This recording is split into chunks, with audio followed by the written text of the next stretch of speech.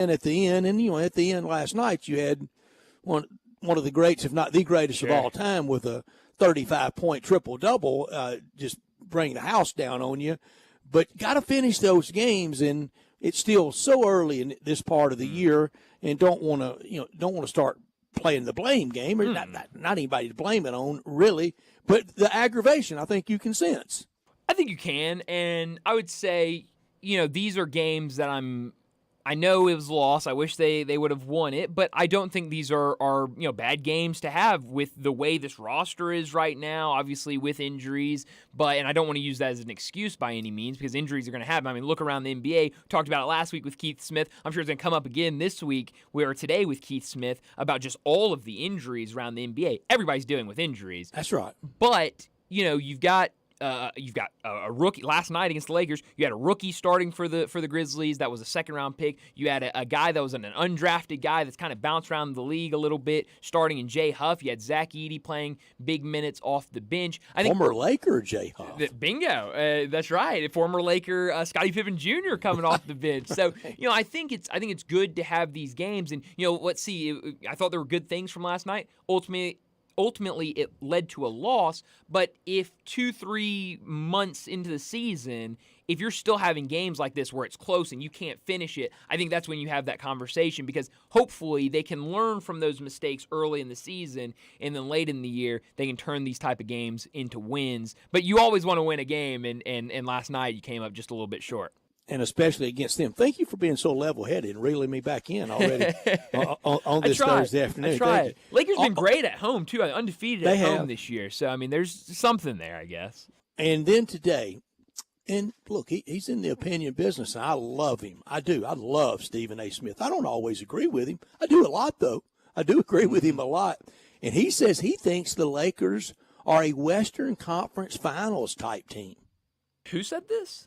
Stephen A. Okay, Stephen A. I thought that's who you said. Wow. Okay. I hope so. I don't know that I share that. I don't think I do either. But I would hope so. Maybe they did 2 years ago, though. They did, and I think fully healthy, this is a completely different team, and we haven't seen that group yet. But maybe if we can see that group on a consistent basis this year, maybe we'll start thinking like Stephen A. Boy, and everything. Past his prologue, deja vu, whatever you want to say. Grizzlies killer, Rui Hachimura.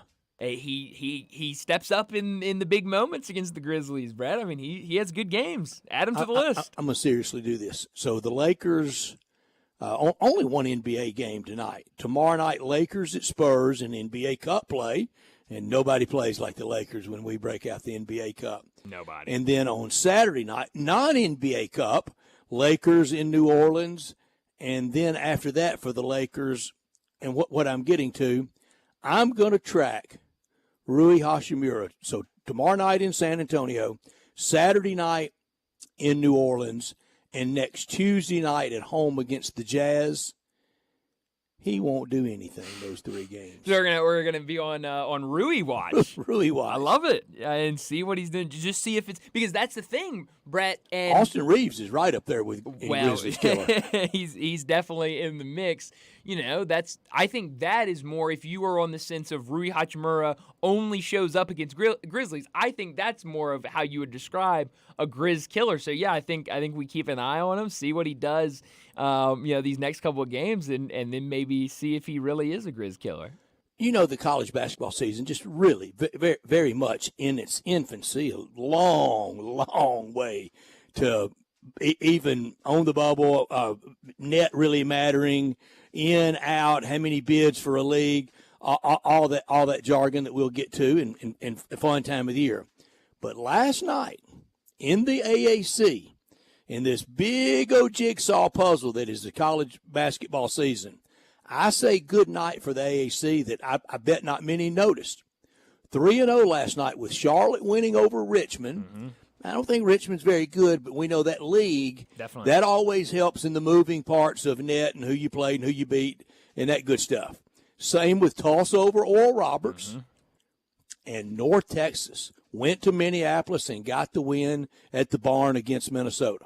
Yeah, that was a big one. If this league's a 2-bid league, North Texas could be one of the two. They'll definitely be in the mix. You know, this mindset that North Texas has had for the last 5 or 6 years of this defense first, we're just going to make it 40 minutes of all-out hell for the other team. It was their previous coach, who's now at Texas Tech. He kind of instilled that. That was his mindset. Then when he left to take over at Texas Tech, one of his assistants became the now head coach. That's right. He became the head coach, and so he's the guy that learned under that system and has continued that system at North Texas. And, you saw it last night. Minnesota only 14 points in that first quarter or in that first half. I know a lot of people on Twitter were kind of tuning into that, or at least once they saw the score late in the first half, they kind of became on alert. And at one point in that first half, I think 14 minutes into the first half, Minnesota was shooting 6% from the field. So this North Texas team was getting after it. Single digits. Yeah, not many times you see a final score 54-51 in college basketball, but you saw it last night with North Texas and Minnesota. Halftime, as you mentioned, 23-14.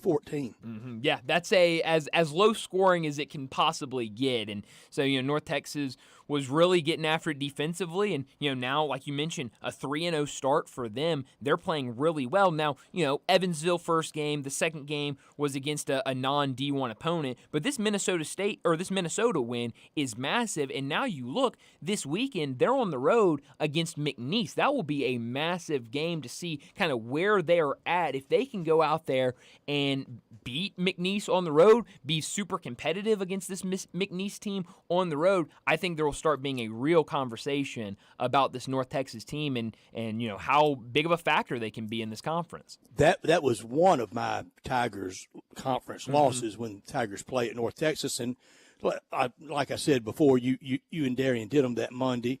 I was really just searching for losses out there in conference. I don't know if I really believe they're going to lose that many four times, or certainly not to those. I didn't have a single loss at home. And, I know they had some last year. That for Minnesota, you look at that box score, they had a guy, their leading scorer had 24.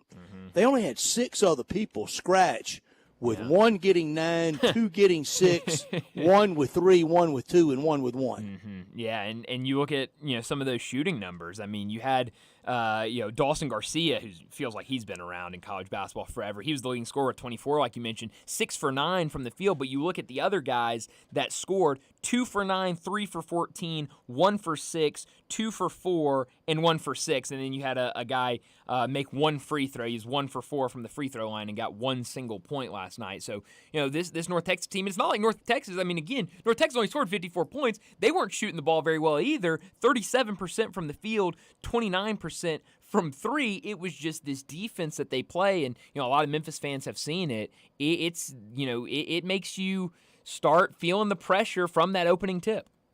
Watch them all season long. Brian, I have said for the last few years, I thought this league, the AAC, was better in football than in basketball. We better hope that's not the case this year, because this is a bad AAC in football. It is, and so you would hope. I think there are teams in this that in the conference in basketball that could be surprising teams. I do think there are some teams that are fun to watch, and so we'll see. I think North Texas is a team that in the offseason people said, North Texas is always kind of that team that you kind of look out for, but they don't make a ton of noise. I think they're in that mix. UAB certainly being the preseason picks to win it. You got to think they'll be in there, and we'll see. I'm sure a couple other teams will kind of join that mix as teams that are playing good ball in conference play. Maybe time for a reemergence of Wichita State into that? I think so, and I think that would be if you were asking people, people that really know this conference, people in the national media, who are the teams that could surprise in the AAC. I think that would be a lot of people's picks. Wichita State, they brought back some guys. They added some guys through the portal. I think they could be a team that certainly you don't want to play. Obviously, you never want to go to their place and play them. They always pack out that gym and have a really good atmosphere. But, they could be. I know they got a big win over Western Kentucky to start the season. I don't know their exact record right now, but I know they've been playing good ball. So, yeah, I think they're definitely in that mix. and UAB, they lost on opening night to Vermont. Yeah, and so not a great start for them. A game at home, and this Vermont team is a team that is constantly a team that wins 20+ games and is represents their conference in the tournament. So that's not a killer loss. It's certainly a game you want to win, but I do think with this UAB team, I think they're well coached. They have Lindenborg, the preseason player of the year. He gave Memphis and a lot of other teams in conference fits last year. The man from Luxembourg. Bingo. So, who knows what this UAB team will be. And now looking at Vermont, only win for Vermont this year was over UAB. So maybe another team that, had high expectations preseason and not living up to them. Yeah, Auburn blasted Vermont in the second game after they won over UAB. But tonight in sports, college basketball kind of taking that Thursday night off. Won't have a lot more of that the rest of non-conference, but we get into that after January where they kind of do everything on Monday, Tuesday, and Wednesday night, take Thursday off, take Friday off, and then everything's kind of weekend centric. Tonight, not much in college basketball, only one NBA game. It's full, clearing the stage for a great NFL matchup tonight. It absolutely is. I mean, it's really super bare and everything. I was shocked earlier today when I saw only one NBA game on the schedule tonight, one college football game. Usually you see, one or two college Thursday football night. got out of the way. They always get out of the way. They absolutely have. And then I hate it for Matt Berry because that's his night of play-by-play on ESPN. And I've noticed it this year. I haven't noticed it. I guess I haven't really been even looking at it in the past, but I've noticed this year they're trying really hard to get excitement about the Thursday night games. They have Matt Berry, appearing on SportsCenter throughout the day from the campus. They have tried. They've really tried. He and Mullen kind of do the golf thing and tried to make that but it's just so hard going up against the NFL. Can you imagine being in a golf cart for 4 hours with Dan Mullen? It sounds like a nightmare, Brett. It sounds like a nightmare. But, yeah, everyone clearing the way. And tonight, this Thursday, I mean, we've talked about really all season. There's been great games in the NFL on Thursday nights. But tonight, Eagles and Commanders, how could you ask for a better Thursday night game? This one's going to be a thriller, I think. The NFC East kind of throwback. Boy, right now on the parking lots and the tailgate areas outside Lincoln Financial, it is right. Oh, yeah. No, they're already for sure getting after Good it way right to get now. a fat lip, even if you're a fan of the same team. Yes.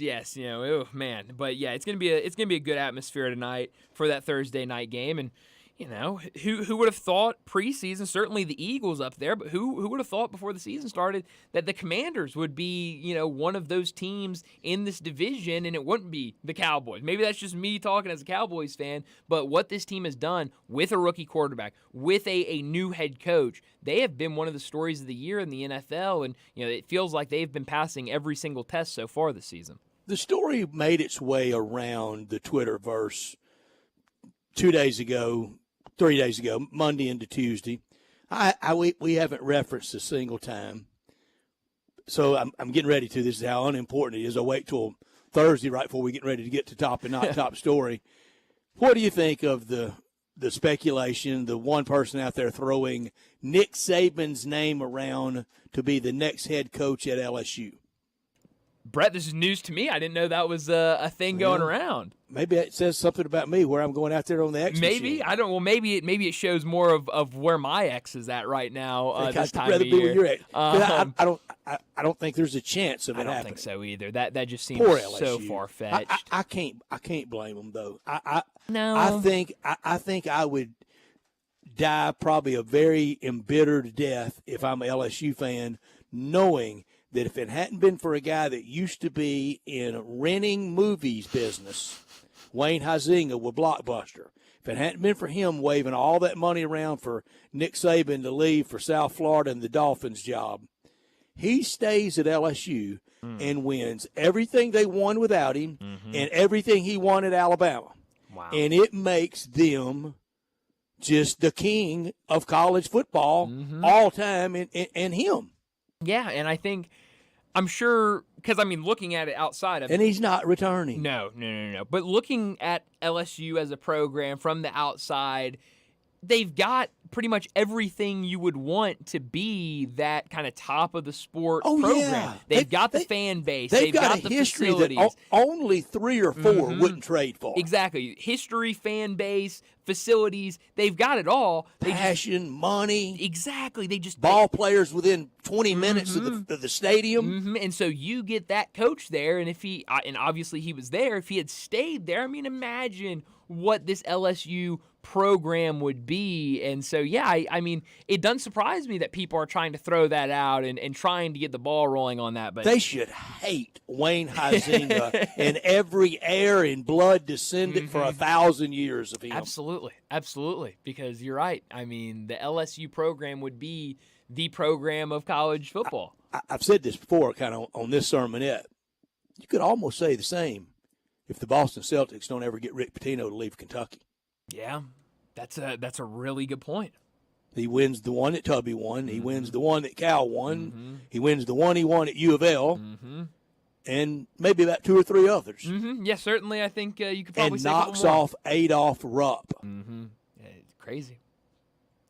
But hey, things happen, and yeah, unfortunately for Kentucky fans, it happened that way. Well, we got a busy show today, so let me set up today's show before we get to top and not top story of the day. 3:30, Bill Bender from the Sporting News will join us to talk college football. I have to get into what happened last weekend, the college football playoff rankings, and talk about some of the games on the slate for Saturday. 3:45, we'll get a little bit more into the Grizzlies' loss last night against the Lakers, the late-night game on ESPN. 4 o'clock, Keith Smith from Spa Track and the Front Office Show. He'll join us. We'll talk the NBA. We'll get his thoughts on the Grizzlies, what they've done over the last week, some of the other big stories in the NBA. Also, NBA Cup, we'll get his thoughts on the first day of NBA Cup play. 4:30, Doug Kazarian from OnlyPlayers.com in Las Vegas. He'll join us. We'll get some picks from Doug. I'm sure he'll have a lot for the weekend in college football. Maybe get a couple of other picks from him, maybe Thursday Night Football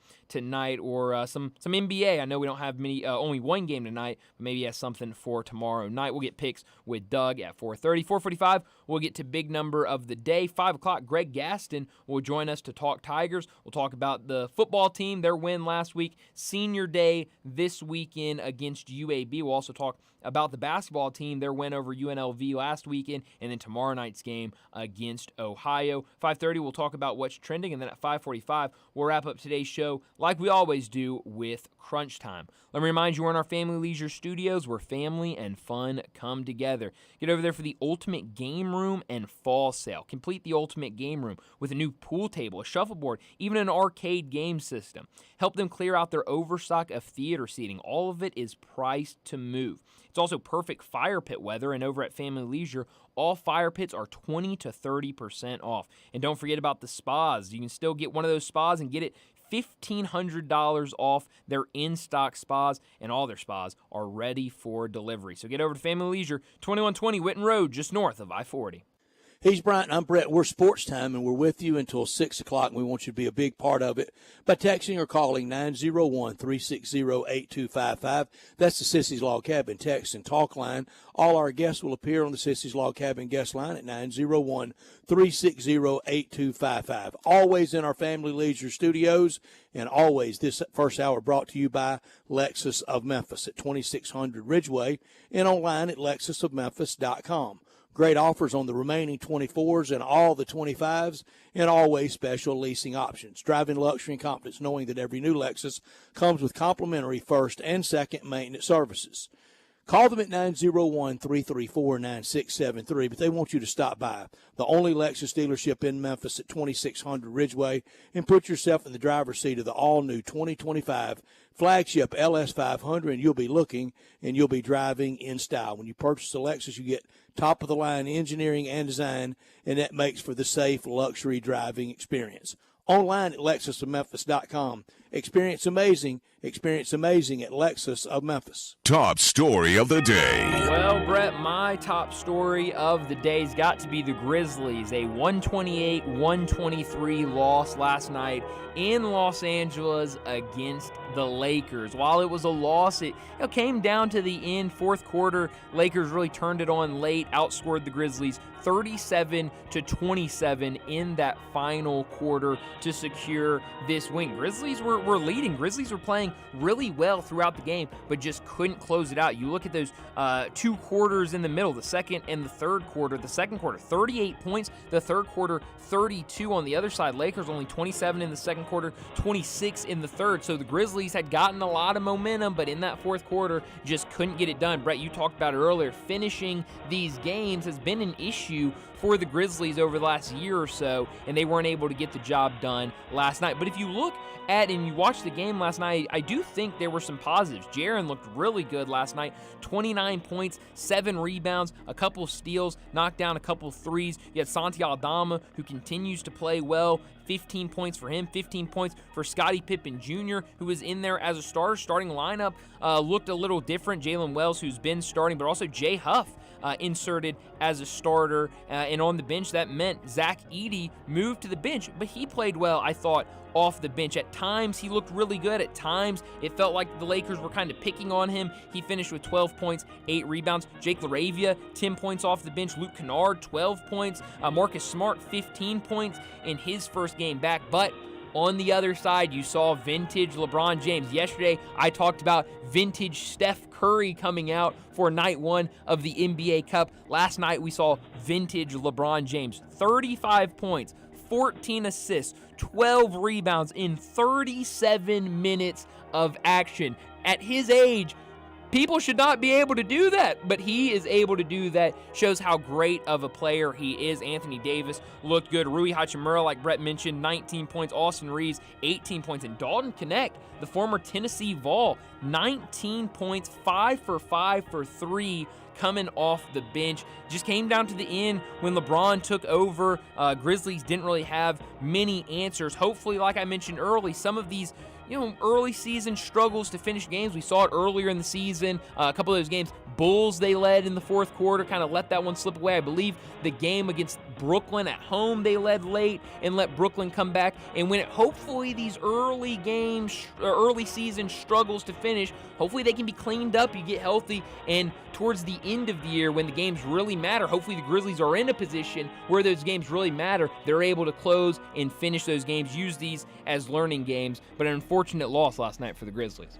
Brian, everybody thinks they do. They think they live in the golden age of whatever, the golden age of sports. And I think we are living in it because we got to see two one in his 40s, one approaching 40, but both at veteran players when time is usually caught up. Cornbread Maxwell's theory is right. It wins every time. And it eventually will win for LeBron like it did for the other person I'm talking about, Tom Brady. But to see what they did in this as an older player in this stage, that's golden age stuff. My top story is last night. The Grizzlies lose another one of those kind of games that was right there all night. Coulda, shoulda. It's not a blame game. It's not. It's an aggravation game that I'm coming at. I know all the injuries. I know all the reasons why they're not closing those out. And it's a legitimate excuse. It's a legitimate reason. But we play for results in the final score in the standings. That's all that matters. And for whatever reasons, this team loses those kind of games too often. And I would love to have our full complement of players. We did see that triple-double from LeBron James, and he is something. But it was another night of almost for the Grizzlies, and that gets very aggravating. Yeah, it does. And at some point, you've got to find ways to finish these games, especially when you have that opportunity on the road against the Lakers. You would really love to see them finish that game and get that win. Not top story of the day. Well, my not top story of the day, it's Thursday night football tonight in the NFL. What a matchup. Eagles and Commanders in Philly. You look at these two teams. The Eagles, a lot of questions early in the season. Obviously, after what happened last year with kind of their collapse late in the season. Couple games early this year, they didn't look great, and I was one of them questioning this team. Would they, have Would full Sirianni collapse? survive? Would Sirianni survive? But now you look at this group, 7-2 on the season. They're playing really good ball right now. Saquon Barkley, what he has added to that offense has been massive. But on the other side, the Commanders, one of the stories of the year in the NFL, with a new head coach and a rookie quarterback that has looked the part pretty much every step of the way. Jaden Daniels has been great when he's able to be out there. He missed a couple of games with injuries, but I'm really excited for this Thursday night football game. Right now, Eagles a 4-point favorite in this one. Obviously, being at home, they're going to get the edge, but I do think Washington is going to make this extremely difficult for the Eagles, and I didn't think the NFC East showdown would be Commanders and Eagles. I 100% thought going into the year it would be Cowboys and Eagles. Well, that can't be further from the truth, because the Commanders have looked really good, the Eagles have looked really good, and the Cowboys have zero pulse. So I'm excited for this game. I'll be watching it with a lot of jealousy. I'll be completely honest. I don't like being a jealous person, but I will be jealous tonight watching this. Hopefully it's a great game, and I hope the Commanders win this game. I hope that we see a great game from Jaden Daniels, obviously against a good Eagles defense, against another really good quarterback in this league. I hope this is the Jaden Daniels game, and he comes on top and gets a big win for the Commanders. I'm a little jealous, and it's not a very good look of you because you're going to be watching it. But I'm going to be listening to it right Yes, here on you Sports will. 56 because I'm too dumb and too tight to have the prime tonight and have you come over and hook up the Roku in about 35 seconds, as you said you could. That's right. Big time, same thing. Not top story. Big time matchup for Thursday night football, and we're in a run of great Thursday night football games. They've had the best games really over the whole NFL weekend, about the last 5 or 6 weeks. 7-3 Washington versus 7-2 Eagles in an NFC Classic. Fans will be right in Philly tonight. Jalen Hurts against Jaden Daniels. Can I say it? 2 SEC quarterbacks. Yeah. Hurts Absolutely. at Bama and Oklahoma, Daniels at Arizona State and LSU. That's right. 3 out of 4 Yes. ain't bad, is it? 100%. Really only 2, but Yeah. whatever. But that good quarterback matchup. Great year for Jalen Hurts, and a little bit quiet because the Saquon Barkley gets a lot of the press. Jaden Daniels, I think it's hands down him for Rookie of the Year. He's definitely in the lead by far. I think right now, at least, is definitely going to win that award. But it should be a great game. Like Brett said, you can listen to all that action right here on Sports 56. Well, let's get to a break, and when we come back, we're talking college football with Bill Bender. Start your day with Sports 56 Mornings with Greg Gaston and Eli Savoy. Weekday mornings from 7 to 10, right here on Sports 56 and 98.5 FM.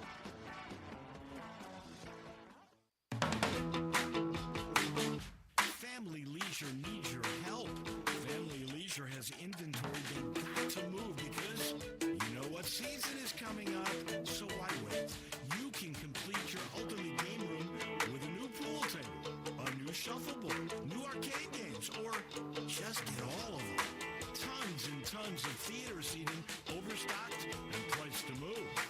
'Tis the season for fire pits, and all fire pits at Family Leisure are 20 to 30% off. You say you didn't get a spa this year? Well, say no more. Spas are in stock and they're ready for delivery and up to $1,500 off. These are just a few of the deals happening right now for a very limited time. So come on, check out their gigantic showroom. You never know what kind of deal you're going to find at Family Leisure, Witten Road and I-40, where family and fun come together.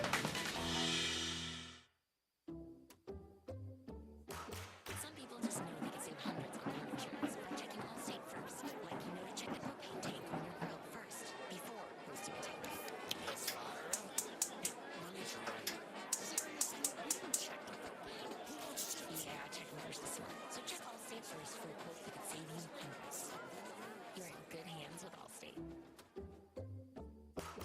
Exclusions vary. Subject to terms, conditions, and availability. Allstate Fire and Casualty Insurance Company and affiliates, Northbrook, Illinois. You know the great thing about having an event catered by Central Barbecue? What was that? They turn any event into a cookout. You stole that directly from their website. Well, I didn't expect you to have looked at their website. I've got events coming up. It's the holiday season, and there's no better way to make things easier than to have Central Barbecue cater it. They have everything. Box lunches, meat platters, nacho bar kits. And half and full sheet pans of their traditional barbecue sides. I'm looking at the website right now. You're quoting it verbatim. Not exactly verbatim. Word for word. This is a new level of lazy even by your standards. That doesn't make it any less true. You can't beat Central Barbecue Catering. It's just plagiarism. I'm Eagle here from Thursday Night Football on Westwood One. Join Ross Tucker and me this week for the 7-3 Commanders at the 7-2 Eagles. It's the first meeting of the season for the top two NFC East teams, and it should be a good one. Can rookie quarterback Jaden Daniels in Washington put an end to Philadelphia's 5-game winning streak? Join us to find out on Thursday Night Football.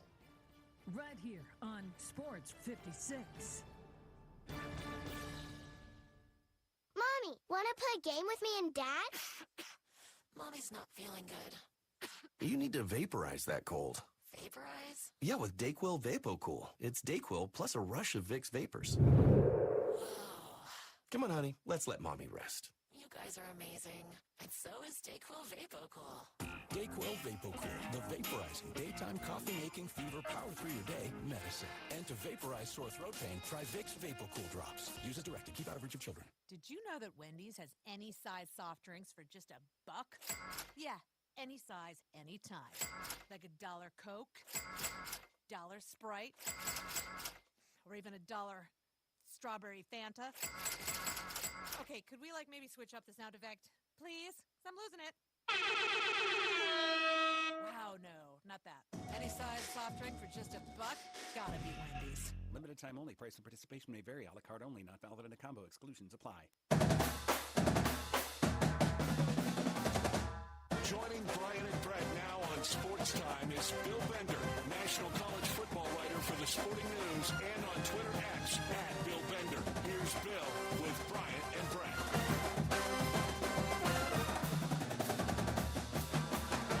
Bill Bender joins us now from the Sporting News to talk college football. Bill, thanks so much for joining us. I want to start off with the college football playoff rankings that came out Tuesday night. You look at those rankings, 4 of the top 5 coming from the Big Ten. What did you make of the ranking results? Brett and I kind of said, it's great to look at, but these don't really mean much being the second one. But what were your takeaways from seeing those rankings Tuesday night? I mean, I don't know why people get so bent about them. Exactly. We still got to do this on the field. The Big Ten has 4 now, but Indiana hasn't played Ohio State yet. They haven't played a Big Ten championship game yet. And Penn State still has to play Minnesota, so there's a long way to go there. Georgia being out for now is the right call, but they can earn it right back in Tennessee. I think, they're positioning and posturing, but they move these guys around so much during each week that I don't think it's worth.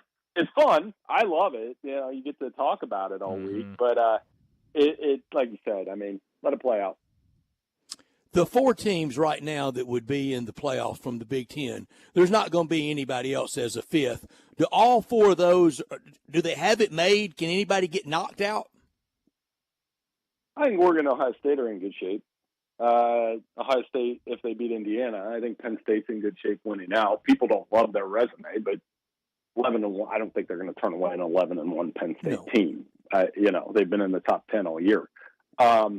Indiana's the interesting case to me because love the story, love the fact they might get a home game, love their number 5. They go to Columbus and get butchered. Who's going to be talking about that?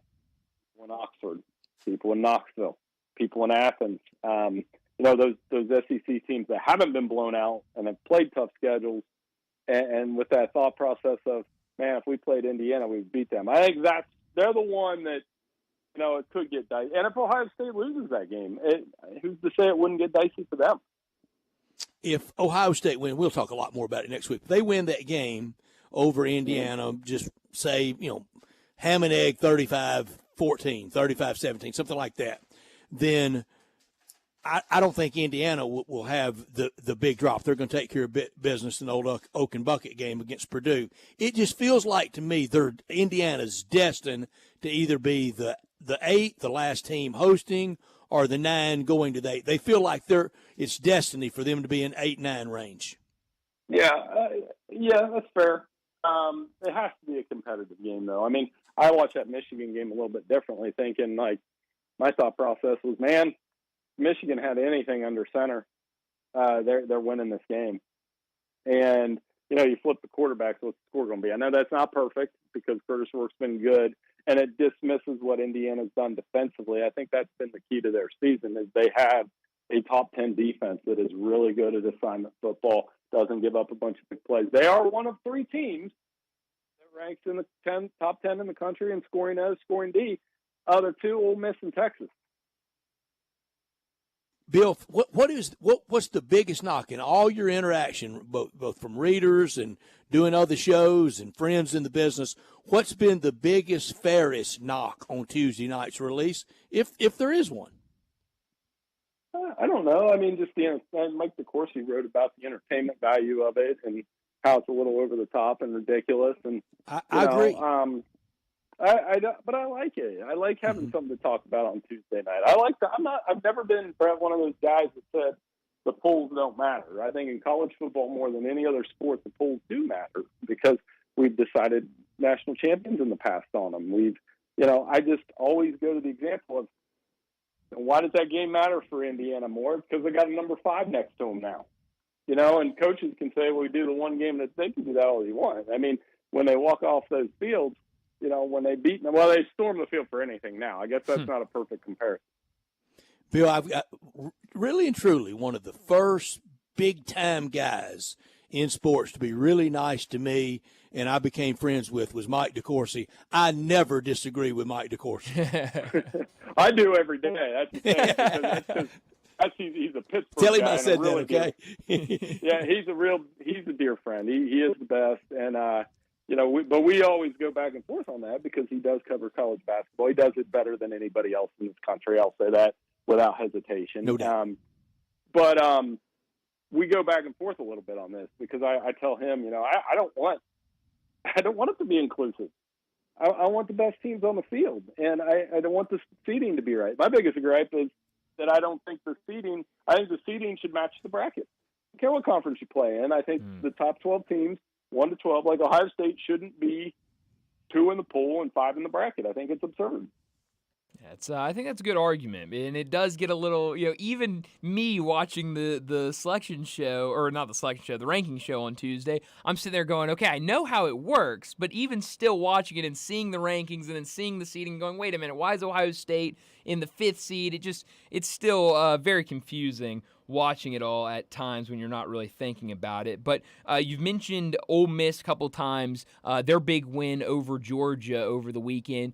What did you make of that win and really the fashion they did it in? Really, after that first interception on the first drive by Jackson Dart, he goes out with an injury but is able to come back. It felt like really 28-3 from that on. Yeah, after that interception, it was domination from Ole Miss. What were your thoughts on that performance by Lane Kiffin's team? They're in if they win out now.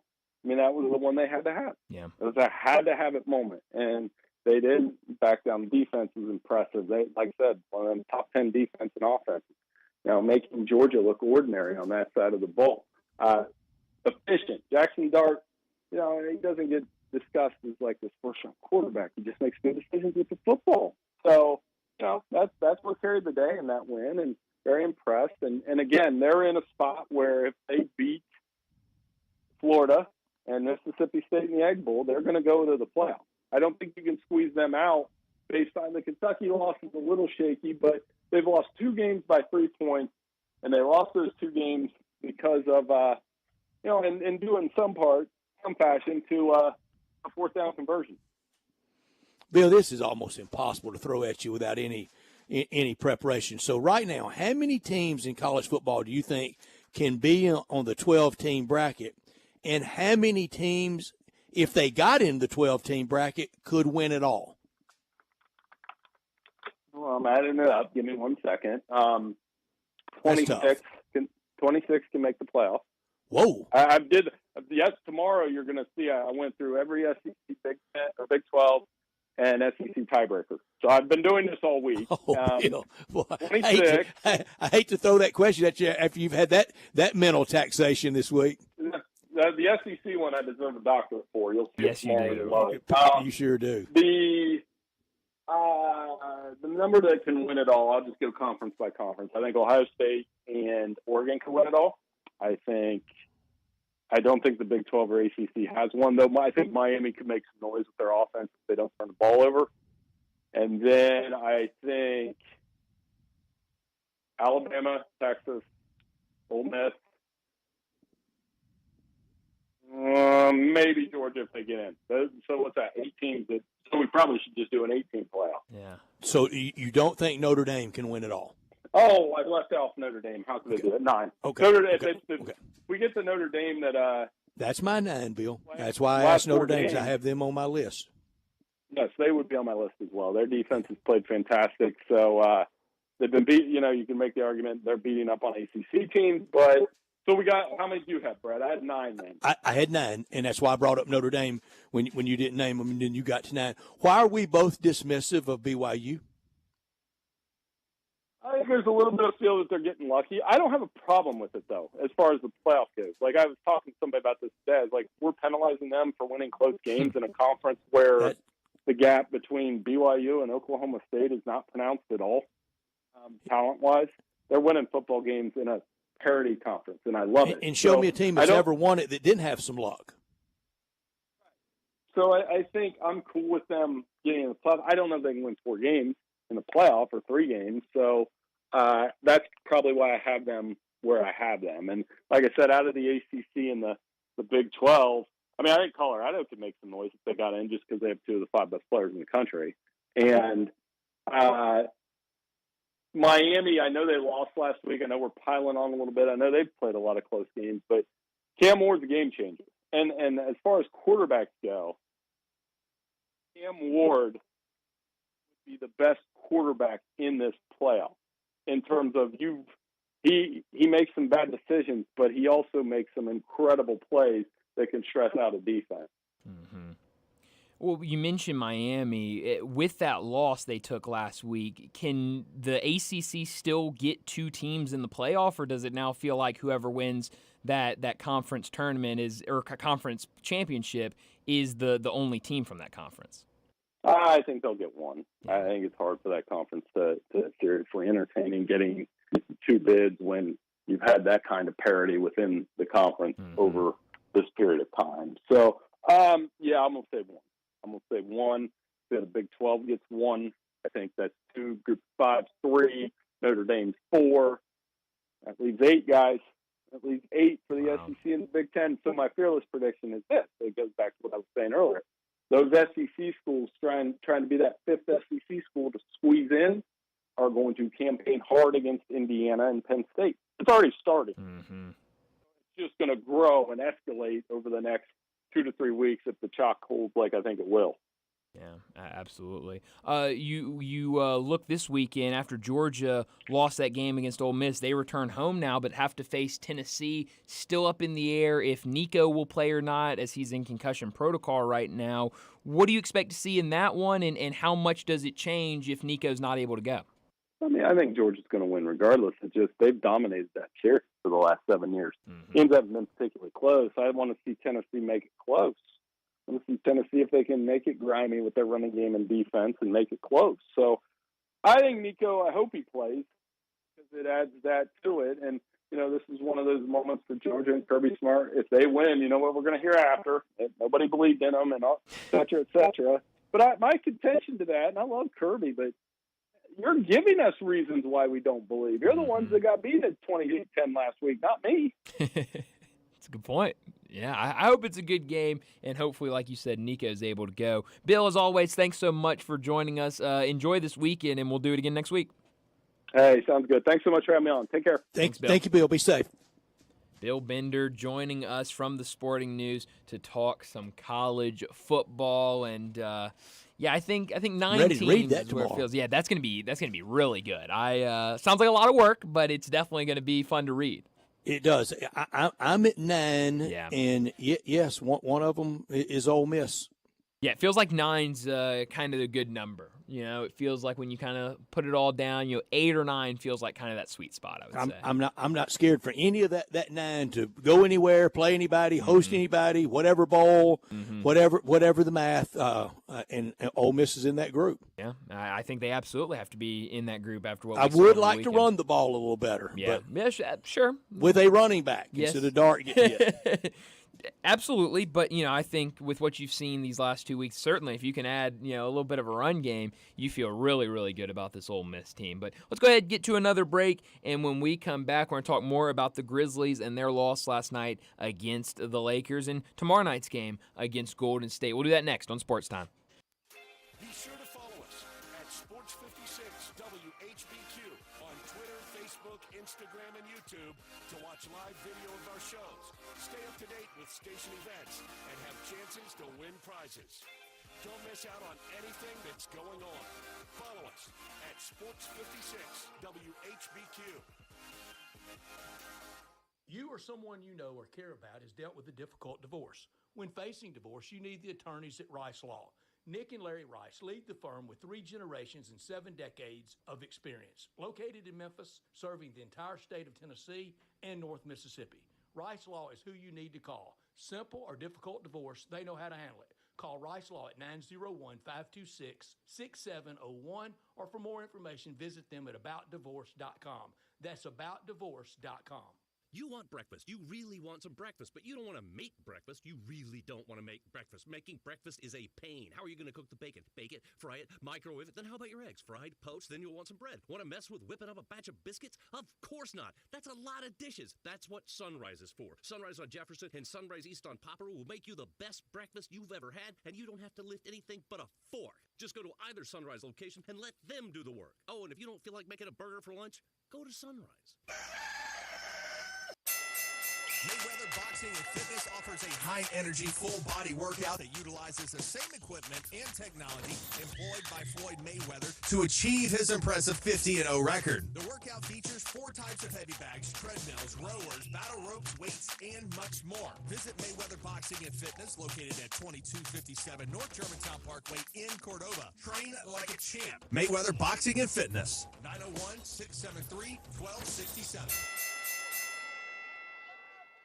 If you need glass replaced, there's only one name you need to know. Binswanger Glass, the largest full-service glass company in the U.S. They've been an industry leader for over 145 years. For all your residential, commercial, or auto glass needs, Binswanger Glass is the name you need to know. 24-hour emergency service for all commercial customers, plus a nationwide warranty on all professionally installed glass. Visit Binswanger Glass in Midtown at 340 South Hollywood, across from the Liberty Bowl. Visit BenswingerGlass.com.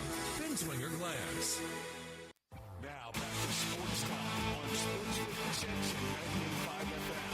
This hour is brought to you by Lexus of Memphis. Here are your hosts, Brett Stack Sportsworthy and Brian Davis.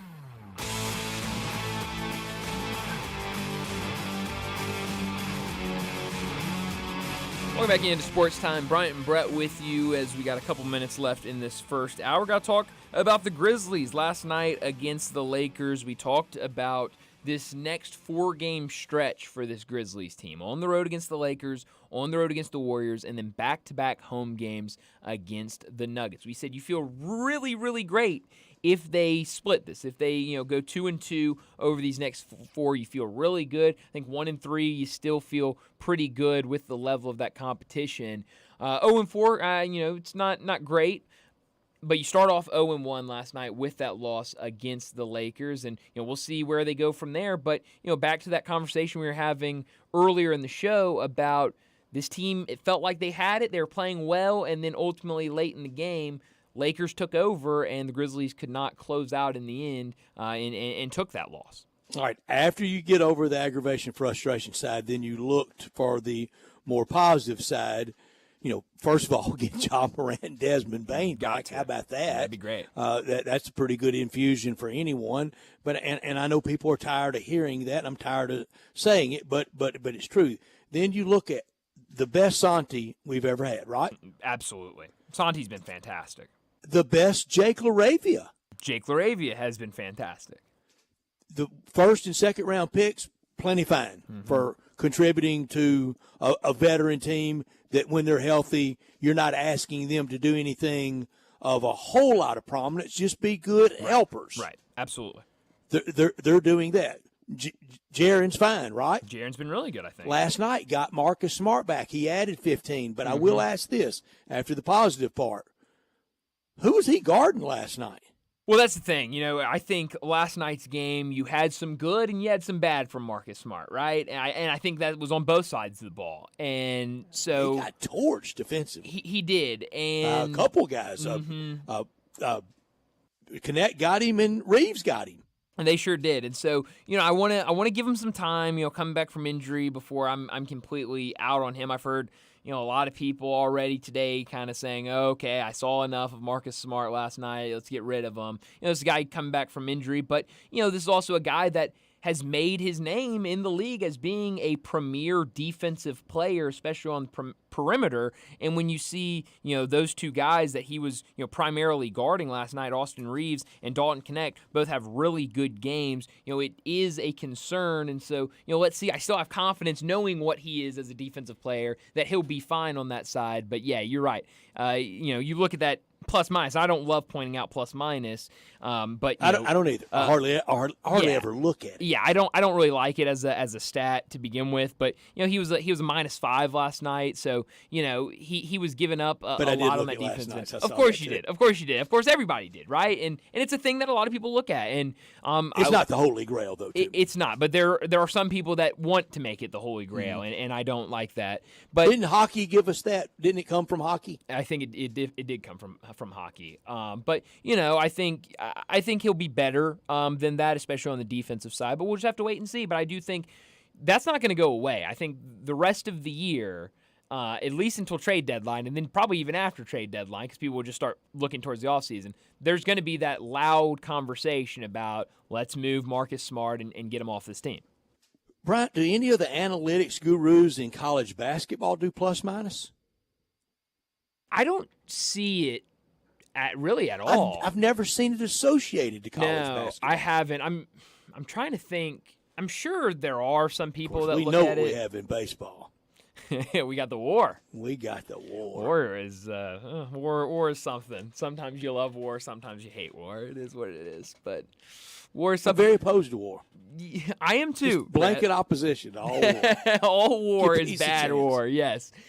There was one bright spot for the Grizzlies, though, I think, that I don't think anybody could disagree with, and it was the official announcement earlier today, the Memphis Sounds uniforms that we've seen, they've been out there, kind of leaked out there. I think all of the jerseys have been leaked out there. They've worn them before, and they've worn all the ABA. They wore TAMs, they wore Memphis Pros was first, and then Memphis TAMs, and then the last of the ABA was the Sounds, and I don't know if they would admit, I don't know what that it matters, but if you could have a redo, that would be the team, the Memphis Sounds and those unis. Yeah, and they're fantastic. These are a tad different from the ones that were worn back when I had a Mike Conley jersey for the Sound. I sure did. I loved those. In what way are these different? These have there's a blue outline around all the numbers and it was just white and red in the day. It was just white and red in the day. These have a little more color to them. There might be a yellow in there as well. I know there's a blue. And I think it's way better. I think it's miles better than what the original Sounds jerseys were. They're great. They're unbelievable. I think they're the best alternate, whatever these are called, jerseys in the league right now. That was the last of the 3 ABA teams in Memphis, and that was the team that the general manager of the Memphis Sounds then was Mike Storin. He had previously been commissioner of the ABA, and his daughter is the famous sports broadcaster, Hannah Storm, married to Dan Hicks, and she's still great on ESPN. She sure is. And went to White Station High when she lived here in Memphis. Is that right? May have graduated from White Station. I did not know that. That is news to me. Yeah. But yeah, that Mike Storin, and for TV she was Hannah Storm. Yeah, well, no, she's fantastic. It definitely worked, and these jerseys for sure work. I think I think next week they're rolling these out against against one of those games against the Nuggets. They'll be wearing these jerseys, so you'll see them. I know I've already seen video from the team store down at FedEx Forum that they've got all of the the swag for these with hoodies and shirts and jerseys, a little bit of everything. So those were really, really cool to see. But now next up for the Grizzlies tomorrow night against a Golden State Warriors team that's played really well this year.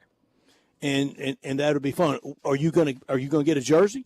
Yeah, I'm gonna do it. For what? No, who? Ja? Who? I haven't decided.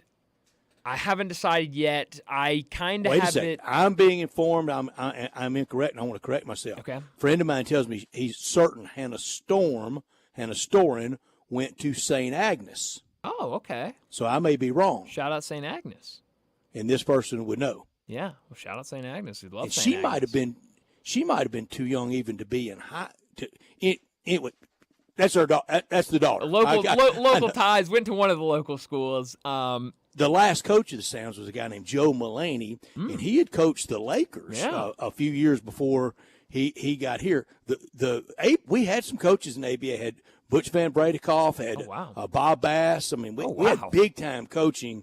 We had real small crowds. Wow. And that Sounds team, I did not go to the last game. It was I think it was a playoff loss to the Kentucky Colonels, but it had gone a week or so before, and it was – I mean, they'd given up on, got to buy tickets or we're going to move. And, if could have had support then, probably would have gotten merged into the NBA like the Nets, Pacers, and Spurs did. Yeah, that's interesting. But crowds just weren't there.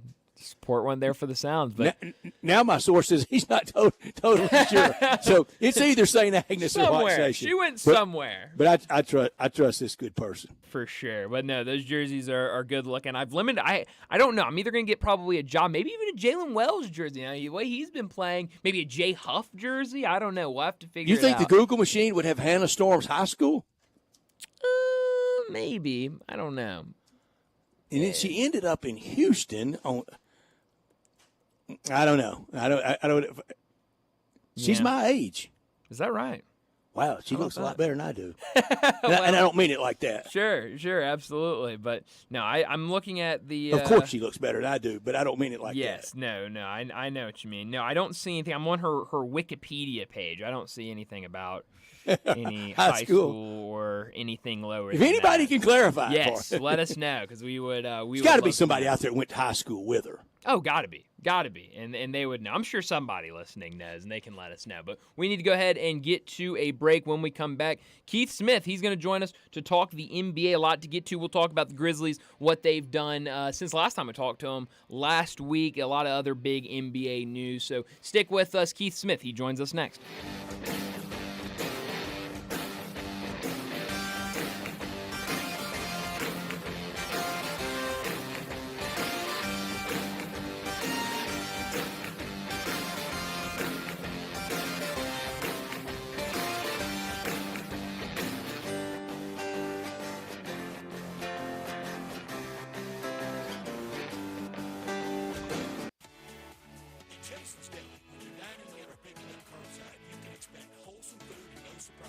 Just delicious sandwiches, crisp salads, and quick quality meals made with the freshest ingredients and no artificial trans fats, MSG, high fructose corn syrup, or artificial colors and dyes.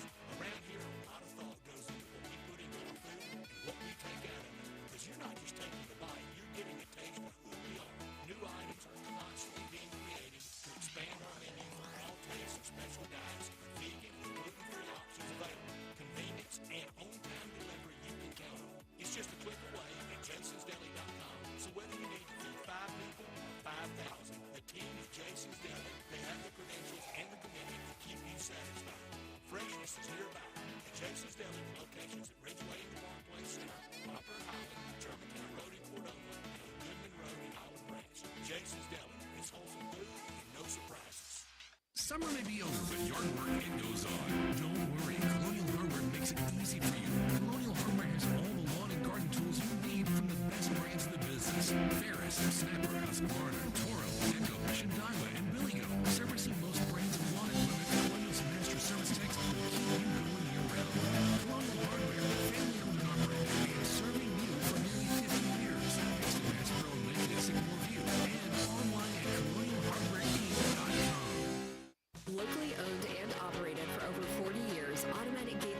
Construction tailors custom gate solutions for all your residential, commercial, and industrial needs, including repairs, maintenance, and installation.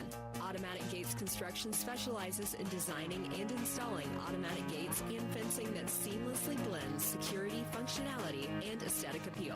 Elevate the safety and efficiency of your property with a premium gate solution. Automatic Gates Construction at myautomaticgates.com. Welcome to the Rendezvous. This is John Vergas. When my dad started the Rendezvous in 1948, I don't think anyone could have imagined we'd still be serving shoulder, cheese plates, and our world-famous dry rub ribs 75 years later. But we are still here in the basement, in an alley in downtown Memphis. We sincerely thank you for making the Rendezvous what it is today. Charlie Vergas Rendezvous, a legendary experience for over 75 years, whether you dine in, pick up, or ship across the country. Admit it. When you start thinking about tastes of Memphis, you think treats, sweets. You think Dinstall's. For 122 years now. What is that, 5 generations? When people wanted something to bring to a party that will just make everybody happy, they bring out Dinstall's. 122 years of cashew crunch, of heavenly hash, of turtlettes, of their award-winning fudge. That's worldwide. It's known that well. Then there's the milk chocolate. It all starts there. There's the double-dip peanuts. And then every fall, those famous chocolate-covered strawberries with that fondant. And they won't tell you what's in the fondant, but it makes it oh so special. And easy to get to. 5 locations. There's where they make the candies in Pleasant View. There's Germantown. There's Collierville. There's even one downtown and in my neck of the woods in Laurelwood. You know what? 122 years made in Memphis and enjoyed by the whole world. Dinstall's. Sports 56 traffic. Good afternoon. In better shape this afternoon what we had to deal with yesterday with all that rain. Trying to build already out of the Midtown area in certain sections. Still looks good, though, on 240 southbound at South Parkway all the way down to Norris. As you continue south of Memphis, that's moving right along at this point. Just some radar earlier down in that southern portion of DeSoto County as you head on down into Tate County. Hey, shop now and save during the holiday season at Weimer's Jewelry. They're located at 7525 Highway 64. I'm Commander Chuck with your on-time traffic.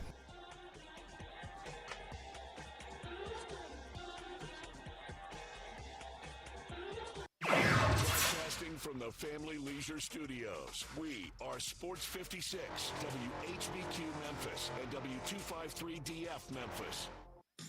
Time to talk NBA with Keith Smith from Spot Rack and the Front Office Show, and on Twitter X at Keith Smith NBA. Here's Keith Smith talking basketball with Bryant and Brett.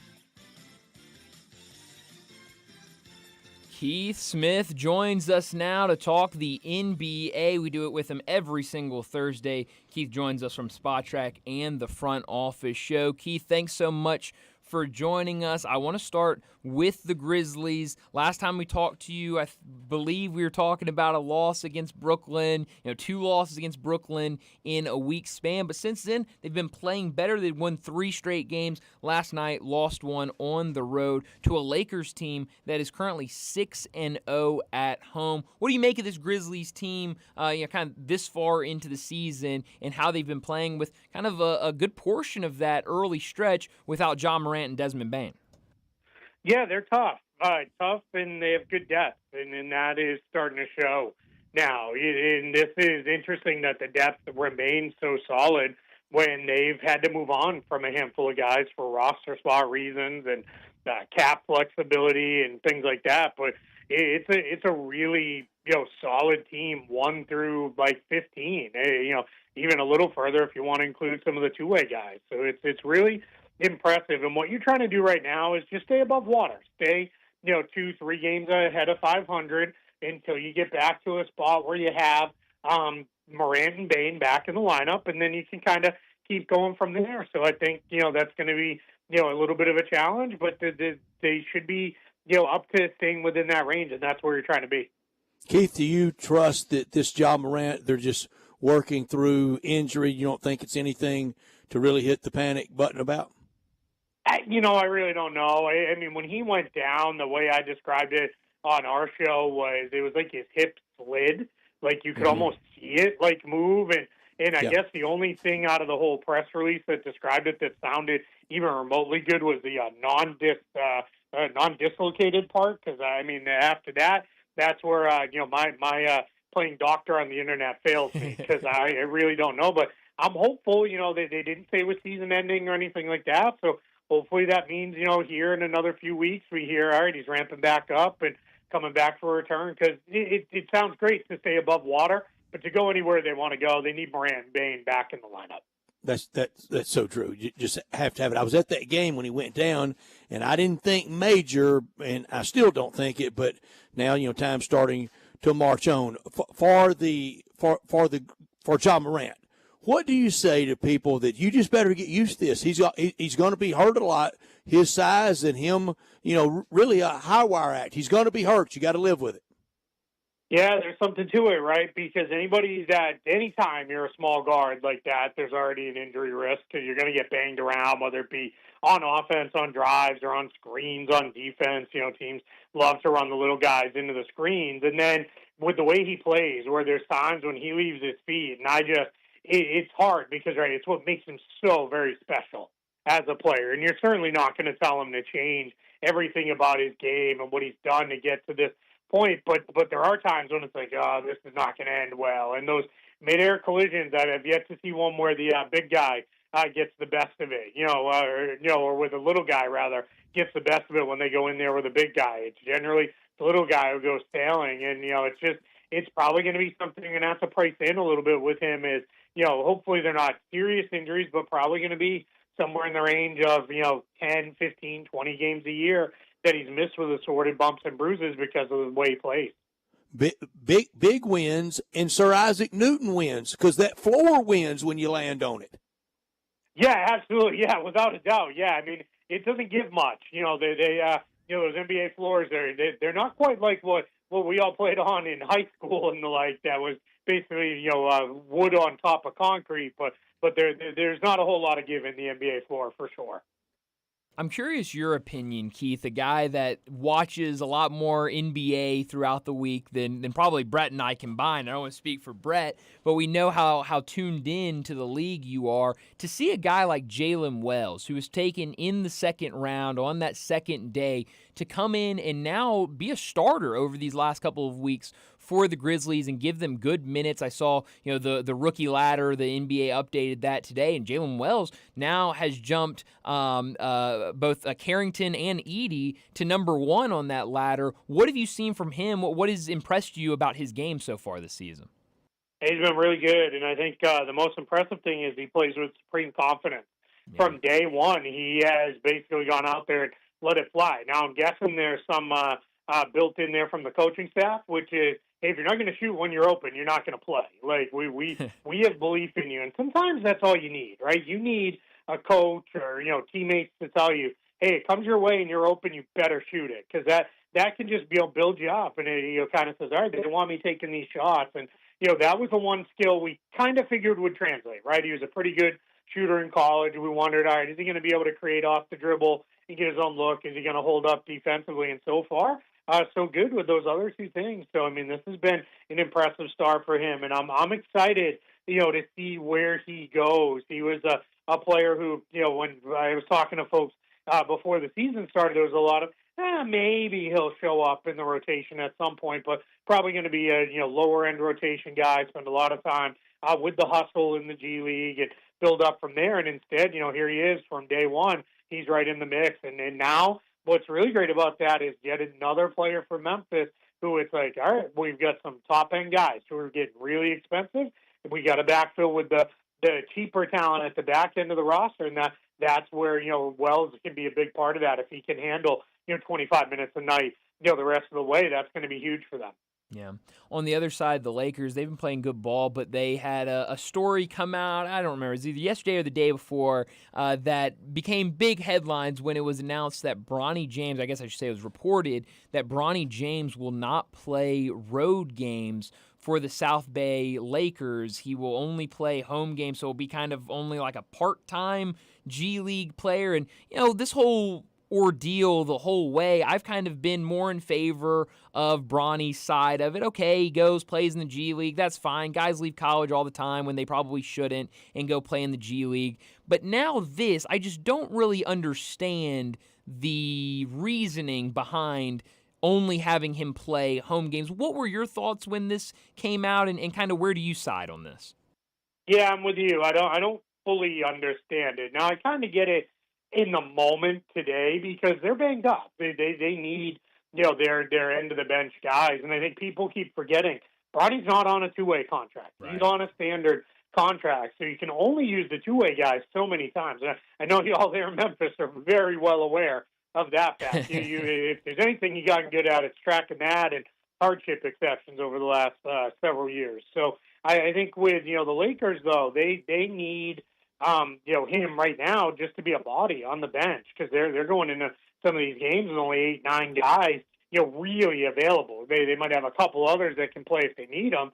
So that's why you're kind of having him there. But I think when we get into the season, there's a case to be made. What Bronny needs most of all is reps. Like he needs to be playing in games. Now, if the Lakers feel, hey, he's actually better off being with us and playing, you guys have been there plenty of times before games tip off, and the guys who don't play a lot at the end of the bench, they'll go through a pretty hard workout. Put in the work. 3 and they get after it, and they may be like, hey, that's actually better for him to be going against Gabe Vincent and against some of the other guys who don't play quite as much on the actual Lakers roster than it is to be playing in the G League games. And whatever minutes he may get in the NBA, that's better for him than playing in the G League. But yeah, it's a little weird that we're kind of making this a story. If they just said, hey, he's going to play in the G League some, but he's going to spend a lot of time on the active roster, I think we'd all be like, all right, fine, I guess he's on a standard deal. But this only home games thing, that just kind of makes it a little bit weird.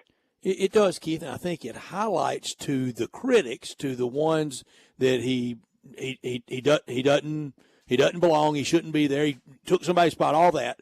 I think it highlights them that it's kind of a novelty. This feels like something that Charlie O'Finley or Bill Veeck or Ted Turner, one of the great baseball clowns, it feels like something they would have pulled. Yeah, a little bit. Now, if you started telling me, like, him and LeBron are going to play together in every game we play in the NBA, then I'd be like, all right, what are we doing? Like, he's clearly not, ready for that in the NBA game. He's not ready to be, an every night rotation guy. But, yeah, it's a little odd. It's interesting, too. This is obviously playing only the home games. It's a far more controlled environment. Just so people know, in case they don't, the South Bay Lakers, which is the Lakers G League affiliate, they play in the Lakers training facility.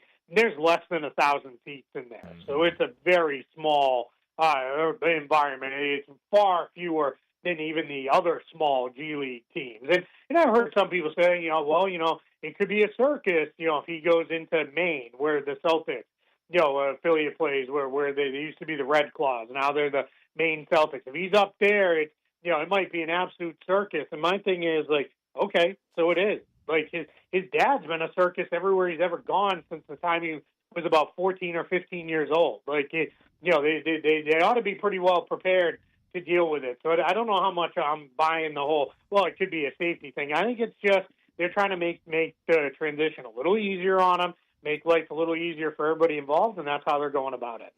Two teams here for this question, one from the East, one from the West. Philadelphia 2-9 from the East. New Orleans 3-9 from the West. How deep can you dig before it's too deep?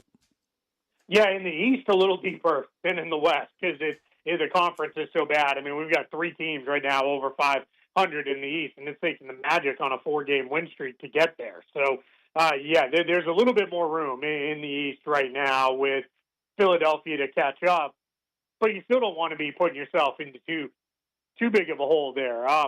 So I think the challenge for New Orleans is these guys are all out with, like, long-term injuries. Like, a lot of these guys are, several weeks, if not, a month or more injuries.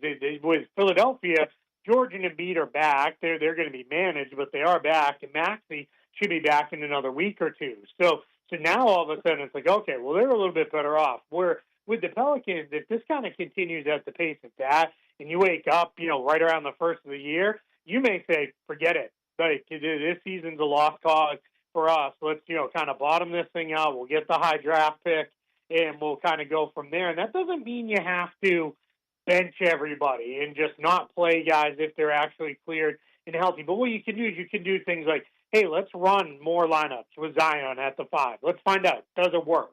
Let's put the ball in Jordan Hawkins' hands and see, can he handle running the offense? What does it look like if Trey Murphy, is running the offense? What about Herb Jones? Let's have him take, 7, 8, 9, 10 3-pointers a night, see what it looks like, because that's where you kind of experiment. You start to figure some stuff out, and who knows, maybe a couple of things are, all right, here's things we can pull into next year, but we're not there yet because it's, we're only in the middle of November. We're only a few weeks in, but we're also not super far off from it. If you can't get this turned around, you're going to be in pretty big trouble. Mm-hmm.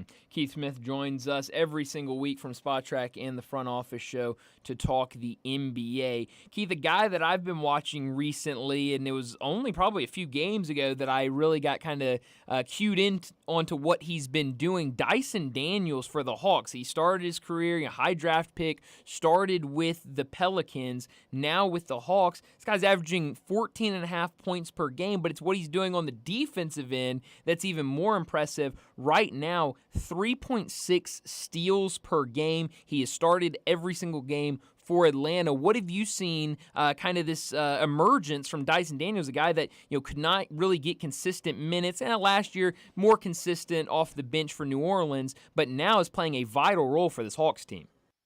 Yeah, and that 3.6 steals per game, that is .01 off the all-time record. Wow. For steals per game in a single season. Like that's what we're talking about. I mean, I want to say in his last 3 or 4 games, he's had 6 or more steals in every game. He leads the NBA in deflections, and it was by like 30 deflections more than anybody else. So now the defense we always kind of knew was there. He'd shown that with New Orleans. We felt pretty good about that. But I really believe, and I'm trying to arrange something so that I can have a conversation with him about it. I think playing for Australia gave him such a boost in confidence this summer because he played a big role for that Australia team and played really well offensively. And I think that's carried over, and we've seen that be a thing. Where guys go, they play for the national team, play a big role, do really well. And we often see that carry over to NBA success. And I think that's what's happened with Dyson Daniels. He's pulling the trigger on jump shots, cleaner, quicker, with more confidence than we've ever seen. And then he's got this, really funky floater. Sometimes he shoots it off the wrong foot. Then he just kind of, flips it up there. It's really a kind of unique shot to him that you can tell defenders aren't really ready for it because that's not how it's supposed to be shot, right? But that can be some of the most effective plays. So, yeah, I'm really excited to see what he becomes. And that Hawks team, Jalen Johnson's very, very good. I think people are starting to understand now why they gave him $30 million a year. And then you've got, Zachary Risache. He's improving almost right in front of our eyes nightly. So that's a fun Hawks team that they're putting together there around Trae Young. Keith, we know when we get down to NBA Cup semis and finals, that's in Vegas. We asked yesterday, and Bryant said, Keith Smith question tomorrow. So here it is. Are the quarterfinals in Vegas? No, those are home. So gotcha. Those will be at the home seats. So the 2 teams with the best records and point differential out of the group phase will host. The third will go on the road, and then the wild card will also go on the road. Tomorrow night in NBA Cup play, the Cavaliers at 13-0 will host the Bulls. We were talking about the Cavaliers and the undefeated start for them earlier in the week, and I said, this is all great. I still don't know if we fast forward to late May that they can beat Boston 4 times in 2 weeks. Do you think that? Yeah, I'm still there where, I got to see it. I got to see what it looks like in the playoffs. And someone asked me earlier today, because they're playing next week, the 2 of them. And I'm at the point where I really want the Cavs to still be undefeated going to that game in Boston. They play on Tuesday in Boston in the NBA Cup group stage. It'll probably be the game that decides their group. And I'm really excited to see, all right, what does that look like in their first matchup this year? But even with that, we're only going to get so much out of the regular season. I look at last year, the Phoenix Suns beat up all over the Minnesota Timberwolves in the regular season, then the Timberwolves swept them. in the playoffs, because the playoffs are just a different animal. And sometimes, we get so wrapped up in regular season results, and then we go back and look and like, oh, yeah, they didn't have, player X for 3 of the 4 games or whatever it may be. But the Cavs are good. I don't want to take anything away from them. Kenny Atkinson's done a wonderful job there. They play really cohesive basketball on both ends of the floor. They really kind of hit their stride, and they're going to be a tough out. So I think, it's definitely at the point where we start taking the Cavs very, very seriously, because they're going to be a good team no matter what in the East. Keith, Tuesday night, I was most of the night keeping an eye on the scores in the first night of the NBA Cup. I was more locked in on the Kentucky-Duke game, but once that game was finished, I turned on the Timberwolves and Portland game, and Portland ended up winning by 15 or 16 points in that game. But late in that one, about 45 seconds, less than a minute for sure, they come out, and usually in NBA games, you'll see under a minute when it's that wide of a margin, guys will just dribble the clock out and let's get out of here. But Minnesota came out full court pressing, trying to get a turnover so that they could cut into that deficit. And their play-by-play guys kept talking about how, well, with NBA Cup, it's all about point differential in terms of seeding and who gets out of the group. So, you really want to cut into this game. You look around at some of the other games. The Hawks beat Boston. The chaos at the end of the Pistons and Heat game where Spo calls a timeout that he doesn't have. First night, NBA Cup was super fun, super entertaining. The NBA Cup feels like it's working into year 2. 100%. Yeah, I mean, I thought last year, and we got a little deeper into it, and people were kind of like, all right, I'm kind of into it. It got to be more and more fun. I thought that last day of the group play, when it was, I was like, we need the European soccer style, where we've got the live standings and we've got the point differential going up and down and all that stuff. I know that'd be hard to pull off in basketball because it's clearly, 100 times more scoring than there is in a soccer game. But I want to see, things like that. So I'm very excited for it again this year. I think, my point I've been making to people is, all right, fine. If you don't like it, then it's regular season games. Just forget about the cup part of it. Yeah, you got the goofy court, but just forget about that and watch regular season ball. But to me, I probably said it with y'all last year. It'll be the thing I'm going to repeat, over and over again. You put something to win in front of very competitive people, which NBA players are. That's how they make it, to the NBA. Then let's go. Right? They're going to do everything they can to try to win. That thing, whatever it is, if you put in front of them. How would you incentivize it even more? Would you ever entertain the idea of, if you win the NBA Cup, at worst, you're the 2 seed in your standings? No, absolutely not. I don't want to devalue the regular season like that, because let's say I'm an older team and I could push really hard to win the NBA Cup and then basically say, all right, we're going into self-preservation mode for the next several months, because who cares if we win another game? We just need to play enough to not get rusty and not get injured. So I don't want to devalue the regular season, and I want the playoffs to be something different that's not impacted. I think in time, the more this exists, you will see people start to kind of come around to it. In a big way, the NBA could help it get there is if we tweak some of it where it was, and this may take when we expand and we get to 32 teams in the league. I would like to see them, let's mix it up and make it be a real tournament. Like, mix it up and be a real tournament, East, West, and, because who wouldn't love a third, Celtics-Lakers game, each regular season, or a chance at one. Like, that'd be a lot of fun. So I'd like to see them mix it all up and, really kind of make it a real tournament style and those kind of things. I think the league's open to that. I think under Adam Silver, they've been, all right, we're going to try ideas, and you know what? When things work, we're going to keep them. When they don't work, we'll go back to the drawing board and adjust and come back at it. But I don't want to see it have an impact on the season as a whole, because I think then you devalue too much of what is already, quite frankly, sometimes a pretty devalued product. Mm-hmm. Well, it was a fun night 1 of NBA Cup. We'll get second night of it tomorrow night with a lot of really good games. But, Keith, as always, thanks so much for joining us. Enjoy this weekend, and we'll do it again next Thursday. I appreciate it. Thank you so much for having me. Thanks, Keith.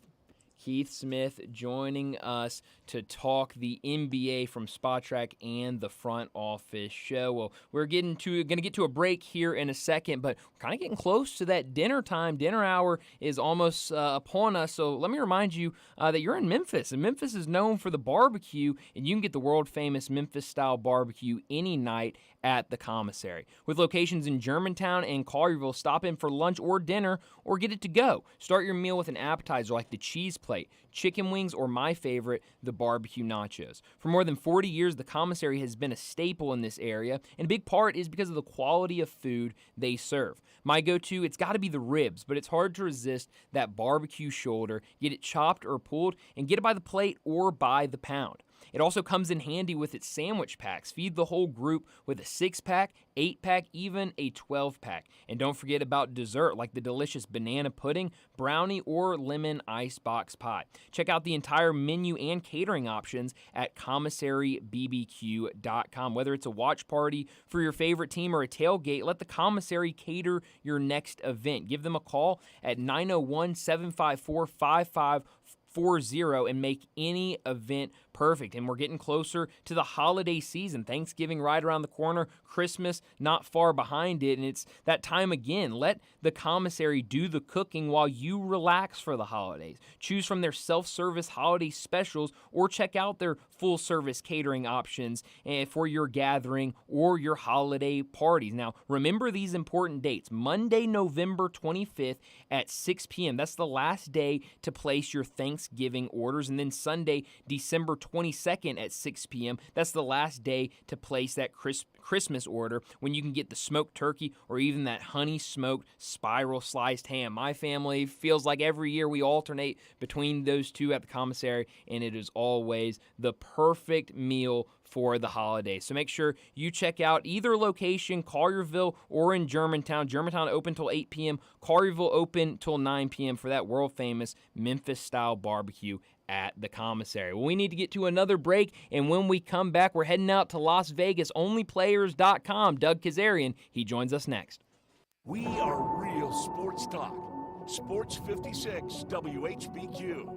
Available on your radio dial at 560 AM and 98.5 FM, as well as around the world online at sports56whbq.com. Take us with you everywhere by downloading the Sports 56 app. And at home, just say, Alexa, play Sports 56.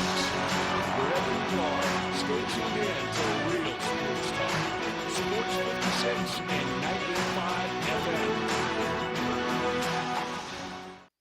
Sports and Mexican food, you can get the best of both at Los Cabos Mexican Bar and Grill on Summer near Graham. Watch all the big games on all the big TVs on all the walls at Los Cabos, and enjoy premium tequila shots anytime for just $5.50. Celebrate every day with lunch specials from 10 to 3 and happy hour from 3 to 8. Lunch is just $6.75 to $10.99 and margaritas start at $3.99. Experience real Mexican cuisine along with great sports at Los Cabos on Summer near Graham. Family Leisure needs your help. Family Leisure has inventory they've got to move because you know what season is coming up. So why wait? You can complete your ultimate game room with a new pool table, a new shuffleboard, new arcade games, or just get all of them. Tons and tons of theater seating, overstocked and priced to move. 'Tis the season for fire pits, and all fire pits at Family Leisure are 20 to 30% off. You say you didn't get a spa this year? Well, say no more. Spas are in stock, and they're ready for delivery and up to $1,500 off. These are just a few of the deals happening right now for a very limited time. So come on, check out their gigantic showroom. You never know what kind of deal you're going to find at Family Leisure, Whitten Road at I-40, where family and fun come together. Paid for by Christian Care Ministry. So right now may be the perfect time for you to rethink how you pay for health care. And here's why. This time of year is decision time for a lot of people, but it's also when you can join MediShare and save even more than usual. For many families, joining MediShare means saving about $500 a month, which is a game changer for a lot of people, obviously. But what's more, MediShare members like it. Their satisfaction rate is 98%. Imagine that. And Metashare is a proven thing, too, for over 30 years. It's a Christian community of hundreds of thousands of people now. And here's the thing. If you join before November 15th and you mention the promo code SHARE, they'll waive your application fee, so you save even more right off the bat. I'll give you the number here in a second, but just call and you'll get a price within 2 minutes. And again, the deadline is November 15th. So call now. You'll save even more. Here's the number, 855-51-BIBLE. That's 855-51-BIBLE, 855-51-BIBLE. The 2025 Range Rover Sport sits right at the heart of the Land Rover lineup, offering a perfect mix of style, performance, and versatility. Smaller and more agile than a full-size Range Rover, it's a great option for everyone who wants luxury and practicality. Every model comes with 8-speed automatic transmission and all-wheel drive standard. Whether you navigate city streets or tackle rough terrain, Range Rover Sport has you covered. Every drive is powerful and breathtaking. The 2025 Range Rover Sport is the epitome of sporty luxury. Test drive one in Jaguar Land Rover Bluff City. Sports 56 traffic.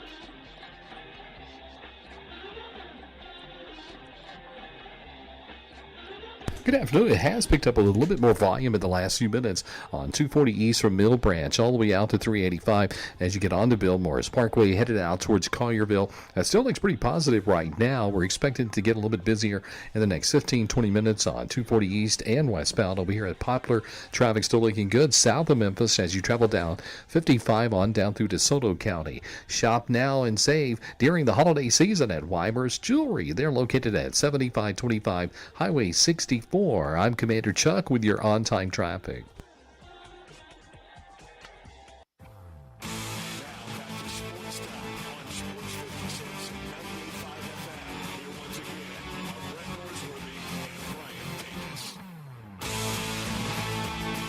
Welcome back into Sports Time. Bryant and Brett with you, and joining us now out in Las Vegas from OnlyPlayers.com, Doug Kazarian joins us to talk about the slate for this weekend, maybe even give us some picks. Doug, thanks so much for joining us. Let's start off with some games tonight. Obviously, Thursday night football in the NFL. We also have got a game on the college side, but I want to start with this NFL game. Really good matchup between the Eagles and the Commanders. Commanders has been kind of that team that not a ton of people expected with a new head coach, a rookie quarterback, but they've played extremely well. The Eagles, we know the talent they have over there. What are your thoughts on this game? Do you lean either way? Do you like anything in this game tonight?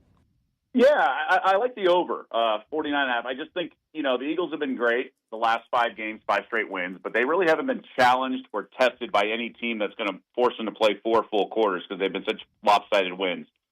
So I think Washington can get theirs. I think Jaden Daniels is really hard to prepare for, especially with offensive coordinator Cliff Kingsbury pulling the strings. So I'm on the over 49.5. I just think it's going to be a back, we're going to see a lot of points, and Philly's not going to be able to totally relax. So I like that. And I'm also on Saquon Barkley over 18.5 rush attempts. He only had 14 last week. They had a blowout convincing win over the Cowboys. He's going to be fresh on the short week. And if the game script unfolds like I think it will, he's going to be needed in the fourth quarter and bleed clock, things like that. So I think we get there with the rushing attempts as well. Doug, it has been a great year for you when you join us. It's been a great year for you and your customers at OnlyFans.com. I would very much urge everyone to go to that website and follow Doug's picks. He's really good and presents it in just the most professional of manners. Tonight in the college game, East Carolina trying to get bowl eligible. They're in Tulsa to play the Golden Hurricane. Big point spread, even bigger total. What do you think about that game tonight in the AAC? Yeah, I think we're going to see some points, and obviously the over-under suggests that at 63 range. But there's a reason why I think the current performance tonight is outperforming the numbers and the stats from the entire season that impact the spread and the total. And that's because of the quarterback change for the Pirates. ECU, I think, upgraded from Jake Garcia to Caton Hauser 3 games ago, and the offense has been clicking. And back-to-back wins, they've scored 56 and 49 points. They already made a coaching move as well during this run, and they have 5 wins. And we know obviously the Golden Mountain is 6. After tonight, they have 2 games where they're likely going to be underdogs. So this is the chance they can become bowl eligible. They're 15-point spreads, and I think Tulsa will cooperate. Tulsa's defense is the worst unit on the field. They allow big plays. They're bad in EPA, which is expected points against in the early downs. I just think ECU can go up and down this team on the field. So I'll take over 38.5 or 39.5 in terms of a team total, just isolating the Pirates team total. Doug, early Saturday morning, Coach Prime in Colorado -11 at home over Utah. Utah heartbreaking over the loss last week in the Holy War at the buzzer to BYU. For all the people that wanted to crack on Coach Prime last year, the apologies are in order this year. Break down that game for us and Shedeur Sanders leading his dad's Buffaloes. Yeah, there's a lot of crow being sold. If you could buy stock in crow, it's going off the shelves because everyone's got to eat it. And they've been doing great as Colorado. And I just think it's twofold. The pressure of how the schedule's unfolding in the Big 12, and it's a great opportunity for CU to get to the Big 12 title game and maybe even get to the playoffs. I don't think the pressure's too big for him. Like you said, they've been in the spotlight with Coach Prime. They've delivered. Last week they took care of their business and then some. So I have nothing to worry in terms of going into the game about them sort of crumbling as the pressure mounts or the stakes rise. And you said it with Utah. I mean, I know a lot of parts of the United States don't understand the magnitude of this rivalry, but the Holy War is massive. And when Utah's season's gone off the rails, they only have 3 wins. That was their game. That's what they cared about. They played their tails off, and they came up short at the end, right or wrong with the officiating, and they're demoralized. And the running back, one of the best players, the running back got hurt. He's out. I just don't think they're going to have much in the tank to go to Colorado and hang with this CU team. I think Utah improved its offense for sure. They changed coordinators, things like that. But there's a reason this offense died in the second half. They're nothing special. I think the Buffs have too much firepower. I'm laying the 11. Well, let's stay in the Big 12. Baylor and West Virginia, a couple of 5-4 teams this year. This game about 3:00 here in Memphis Central Time. Right now, Baylor 2.5-point favorite on the road. That total 58.5. What do you like in this game? Man, this is a tough call because West Virginia, they've gone 2-0 since switching quarterbacks, but they played, Arizona, and since I still know what I'm going to get with this team because they have such a bad defense. I think Baylor can stop the run against the Mountaineers. They've had 3 straight wins off a bye. They're running a nice tempo. I think Baylor's the right side, unless West Virginia has the big plays and converts those, because the Bears will give up those. But aside from that, I think it's too much firepower from Baylor against a bad West Virginia defense. So I hate laying points on the road, but I think you kind of have to. Or if you don't want to, and I can't blame you, I'd lean under as well. Under 59, it's come down from 60. I think that's the right direction. That winner, that game gets to bowl eligibility, and that feels like a prime for the Liberty Bowl here in Memphis for maybe the winner of that game. Baylor with a history of being in the Liberty Bowl as well as West Virginia. We talked about the heartbreak for Utah. What about the elation for BYU in their game against Kansas? They can't slip up now. Everybody thinks BYU's in. Yeah, I mean, undefeated, right? And they've also covered all but 2 games, I want to say. So they've been a nice covering machine, except for last week. And they are particularly a covering machine at home under the lights in Provo. And I think it's a big ask for Kansas that, has been a little shaky. But I will say the Jalen Daniels version that we thought we were going to get all season has been back the last little bit. This offense is moving. They're first in the Big 12 in yards per play, and he's finishing off drives effectively. I think we're going to see a lot of points because I like the Cougars' offense. Retzlaff is not exactly accurate per se, but BYU finds a way to get on the scoreboard. So I think, look, the total's gone from 55.5 to 56.5, but I think it's the right way. I'm playing over. I think we're going to see some points Saturday night in Provo. Those BYU in that league, they like to play late at night. That's a 9:15 Memphis start, but the night's still very young for y'all in Las Vegas. Doug Kazarian with us from Las Vegas in his site, onlyfans.com. You saw Doug forever. That's the only players. I know it's a common mistake. I'm sorry. Only We've all players. Made that mistake. I'm sorry, onlyplayers.com. I'm sorry, Doug. That's another one. Don't go to that site, Doug. We don't need that. And we love having Doug with us on Thursday. Here locally, Tennessee and Georgia, feels like losers out.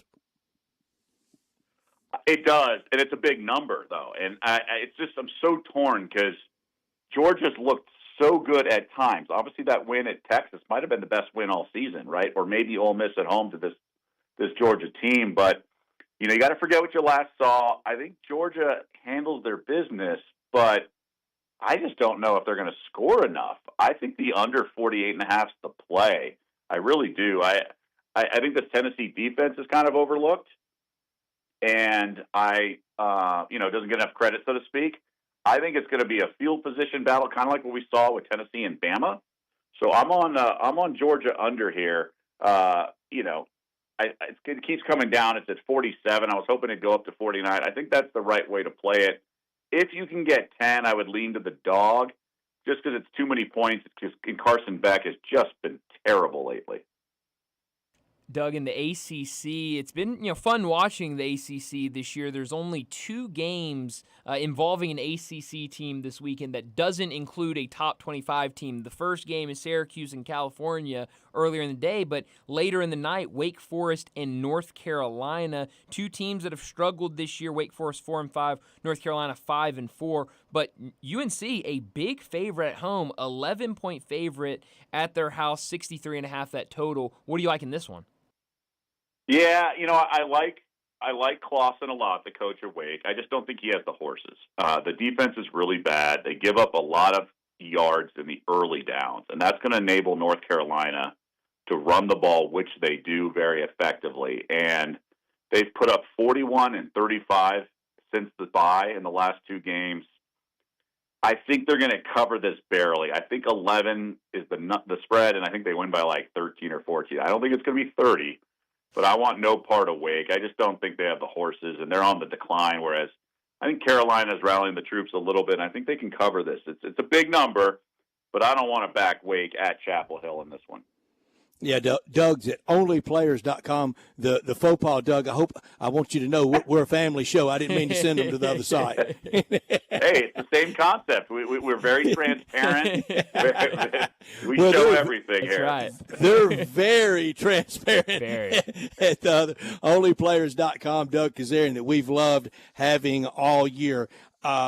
Have we left out a best bet, or you want to get to Sunday? And on Sunday, yeah, let's get to Sunday. Okay. College card. The key was that BYU game, and I like some of these big chalky teams. I do like South Alabama +7 at UL Lafayette. I just think it's kind of a coin flip game.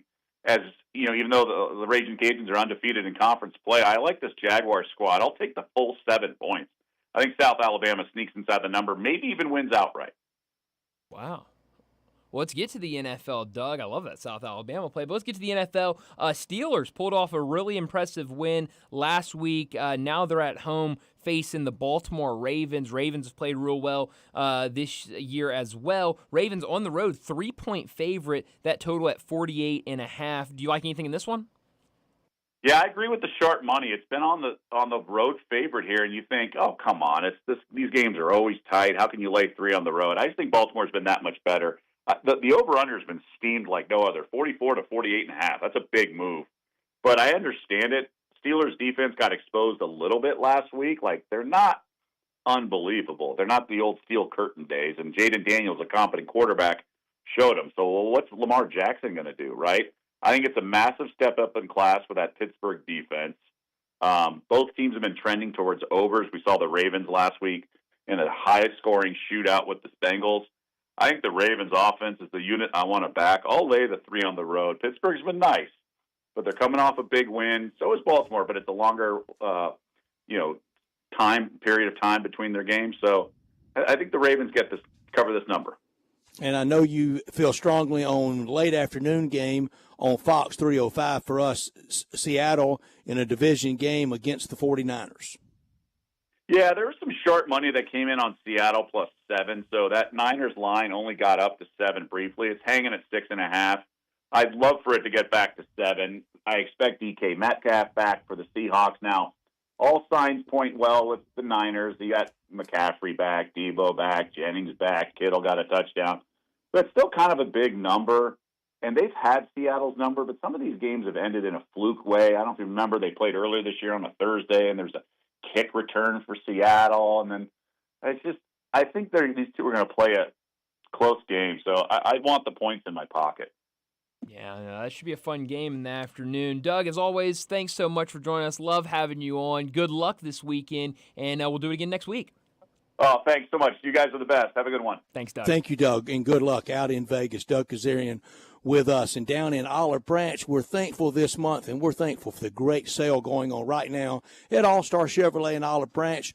It's the Red Tag Holiday Sale, and the red tags are everywhere, and that means savings, new 24s and 25s. And you got to love the all-new affordable Equinox for 25. If a red tag is on that vehicle, that means savings. That means money back to you. 0% financing, a ton of cash. Red tags on Silverados, the new 24s with 1.9 financing plus $3,750 right back to you.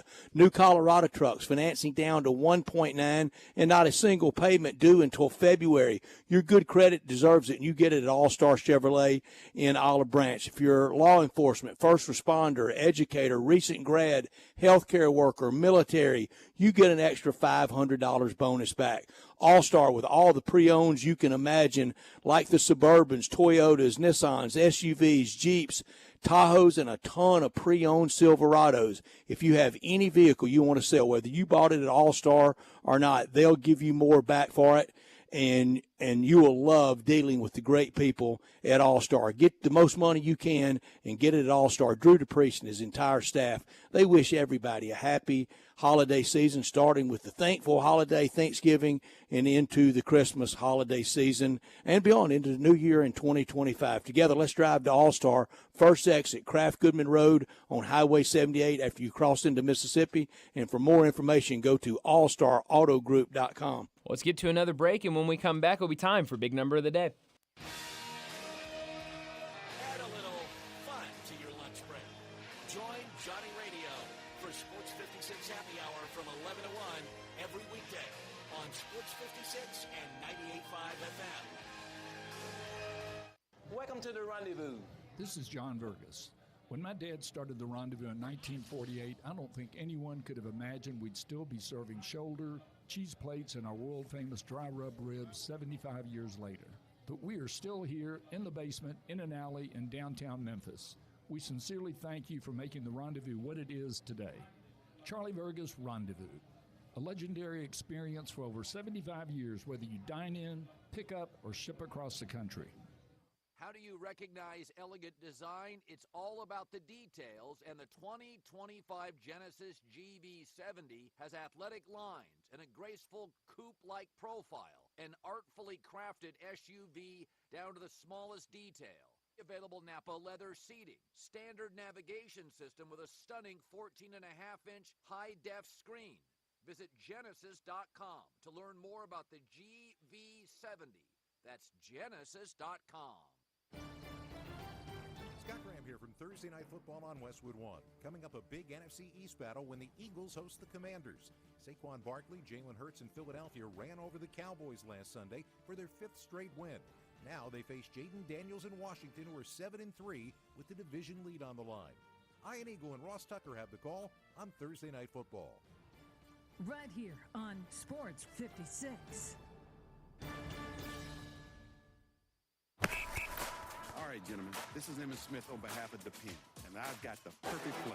Run straight to your doctor's office for a life-changing gift, because when prostate cancer is caught early, it's up to 99% treatable, and one blood test might be all it takes. And now through November, the Pen is donating to the Prostate Cancer Foundation for select purchases. Talk about a great play.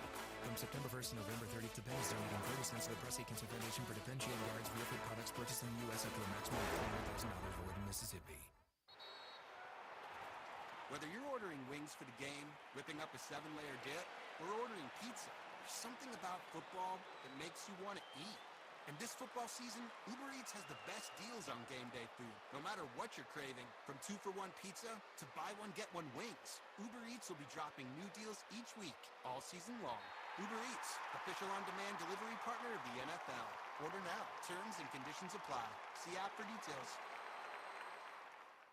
Do you know one of the best things you can do for your employees or family's health? Provide Arctic Clear bottled water. Arctic Clear bottled water is your locally owned and operated bottled water provider. Arctic Clear is 100% natural spring water with free delivery and setup. Dependable service.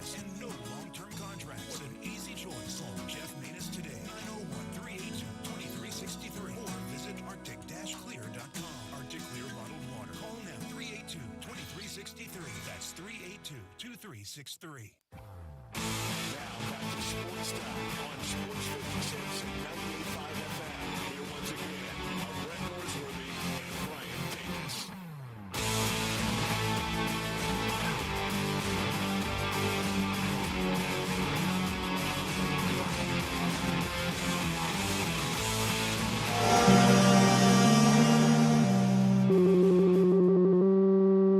Big Daddy. Hello, Big Brand. It's a guy, he wants to be big, then he gets big, he doesn't want to be big anymore, then he gets small, but the suit's too big. Big Daddy. The big boy. You're a big guy. I think she's trying to pull a fast one on Big Daddy. The big number of the day. Well, Brett, my big number today comes from the NBA, and it is the number 59. In the NBA last night, we had a ton of guys lighting it up from the field, and for the day, Giannis Antetokounmpo led the league in points with a 59-point game for the Bucks. So he led the way, but right behind him, Victor Wembanyama finished with 50 points, his first 50-point game as an NBA player. Karl-Anthony Towns finished with 46, and Jordan Poole finished with 42. Never before in NBA history has there been one player with a 55 or more point game, another player with a 50 or more point game, another player with a 45 or more point game, and another player with a 40 or more point game on the same day. We got that last night with a 59-point, 50-point, 46-point, and 42-point game. Quick, high, hard one. You're starting a franchise. Do you start it with Victor Wembanyama or Cooper Flagg? Wemby right now. I'm saying Wemby, absolutely. But man, and not just because of experience, because that length, that inside, outside, and just what he can do. I mean, he can do so much on the court because of that size, but also his skill level is incredible. My big number is 28. 28-game home winning streak between the edges for the Georgia Bulldogs at Sanford Stadium. If they extend it to 29, they keep alive their hopes for the college football playoff.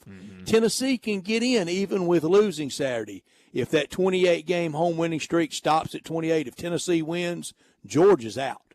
Yeah, it's crazy how it's changed just within a week for Georgia. I mean, last week before that loss against Ole Miss, very much in. They were one of the top, protected seeds. They were going to get a bye as kind of the SEC champion, and obviously all predicted. But they were very clearly at the top, safely in. Now with the loss against Ole Miss, now they are out 1 week later, and if they lose again at home this weekend to Tennessee, I mean, it's over for playoff chances. The easiest preseason pick, the easiest thing going around SEC media days was Georgia 1 and Vandy 16. Yeah. Look what playing a whole year does. Crazy. It's insane.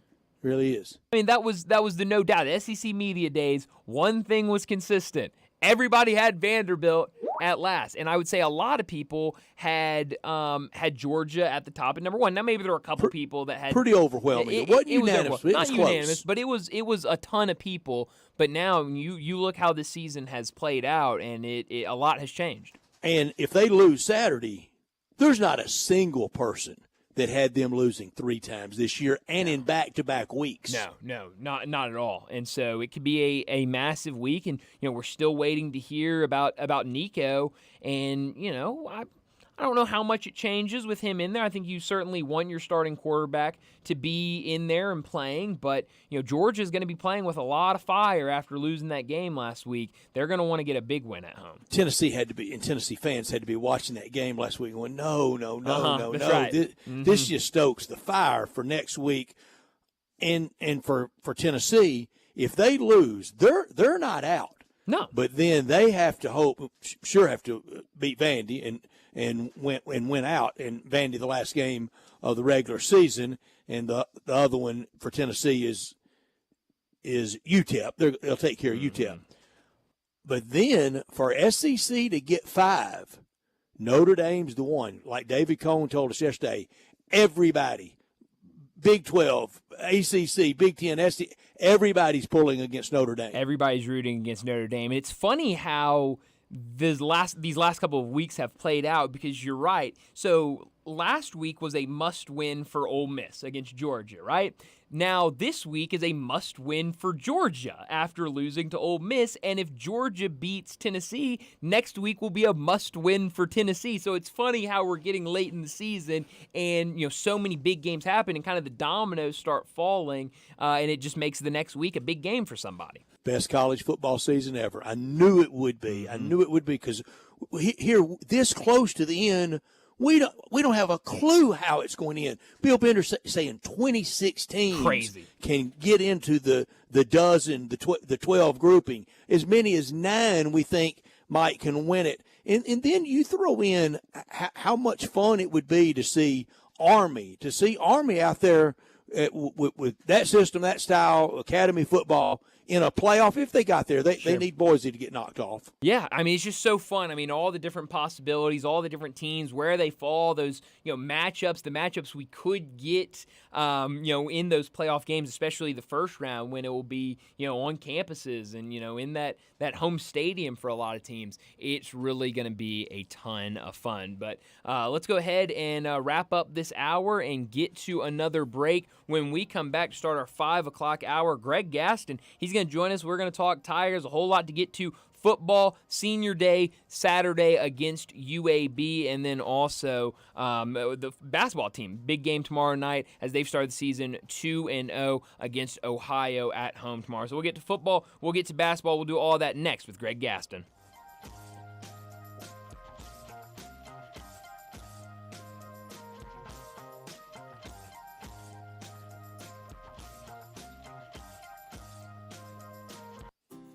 Is your wife asking you to stop eating junk food? Well, we have you covered at Humdinger's. It's quick and it's healthy, and most important, it tastes amazing. With many choices from salmon salad to rainbow trout and grilled asparagus. Come visit us for lunch at Humdinger's, 6300 Poplar Avenue. So good, Coach Penny eats with us weekly. Don't forget, Humdinger's offers full-service catering for weddings, social events, or your corporate lunches. You can call 901-260-8292 to find out more. Mayweather Boxing and Fitness offers a high-energy, full-body workout that utilizes the same equipment and technology employed by Floyd Mayweather to achieve his impressive 50-0 record. The workout features 4 types of heavy bags, treadmills, rowers, battle ropes, weights, and much more. Visit Mayweather Boxing and Fitness, located at 2257 North Germantown Parkway in Cordova. Train like a champ. Mayweather Boxing and Fitness, 901-673-1267. Nestled in the heart of East Memphis, located corner of Park and Cherry, is a beautiful residential neighborhood. I'm here at Town Village Audubon Park interviewing a new resident, Carolyn. Share with us why you chose Town Village. Well, if your parents or special friends need to make that big move, let me share with you my experience. It was tough for me to leave home, but then I discovered Town Village. I would like to highly recommend Town Village to you and your loved ones. After looking at all the amenities and meeting all the people and staff, I was hooked. From restaurant, bistro, 3 meals per day, housekeeping, transportation, security, health care, physical therapy, exercise room, and even a heated pool and spa. Come see us and make your new home at Town Village. Visit us and call Daniel at Town Village Audubon Park at 901-374-7342. There's no place like home, Town Village. Ole Miss Rebel Yell is back. The Rebel Yell Hotline Radio Show is back on WHBQ Sports 56 and 98.5 FM. Every Monday night at 6, hear the latest news on your Ole Miss Rebels with Yancey Porter with 24/7 Sports, former Ole Miss defensive tackle Mike Fitzsimmons, Gordon Ford covering SEC Sports Call, and former Ole Miss baseball announcer Gary Darby. From kickoff to free throw to extra innings, your Ole Miss Sports on the Rebel Yell Hotline Show right here Monday night at 6 on Sports 56, 560 AM and 98.5 FM. Your Mid-South Sports Station. I'm with John Burgos from the world-famous Rendezvous in the Alley since 1948. Brett, we have catered parties all over this country and all over the world, from Singapore, Australia to Central Park in New York. But many people don't realize how much we do locally. For holiday events, office parties, tailgating, birthday parties, you can't do better than the Rendezvous. For example, you can get a cheese and sausage tray for 15 to 300 people for $3.75 per person. You can even build your own nacho bar for $10.50 per person. All you need is a minimum of 15 people. In many cases, we can arrange delivery and full-service catering. We've even made it easy to get to-go items. You can just park at our front door in the alley, put on your flashes, and we'll get you going ASAP. For all your catering items and prices, go to hogsfly.com, click on menu, and drop down to catering. Thank you, John. The Rendezvous, Mr. Charlie Burgos' Rendezvous in the alley since 1948 and celebrating its 75th year. So you need to sell your house? I have the solution. Call 901-406-1101. That's 901-406-1101. Call my buddy Bill and I buy houses. Any house, any area, as is. It's literally as simple as that. Just pick up your phone. Call 901-406-1101. That's 901-406-1101. Call my buddy Bill and I buy houses. Guaranteed to close in 5 days. If you need to sell your house fast, call Bill at 901-406-1101. That's Bill at I buy houses. Sports 56 traffic. Good afternoon. It's gotten busier the last 15-20 minutes out here, right on schedule. Actually, 40 west over here at Danny Thomas as that traffic builds across the Hernando de Soto Bridge. That still looks good right now over towards West Memphis. There has been some radar south of Memphis today. Be careful down through there on 55. Once you come through South Haven all the way down into certain parts of DeSoto County. Shop now and save during the holiday season at Weiber's Jewelry. They're located at 7525 Highway 64. I'm Commander Chuck with your on-time traffic.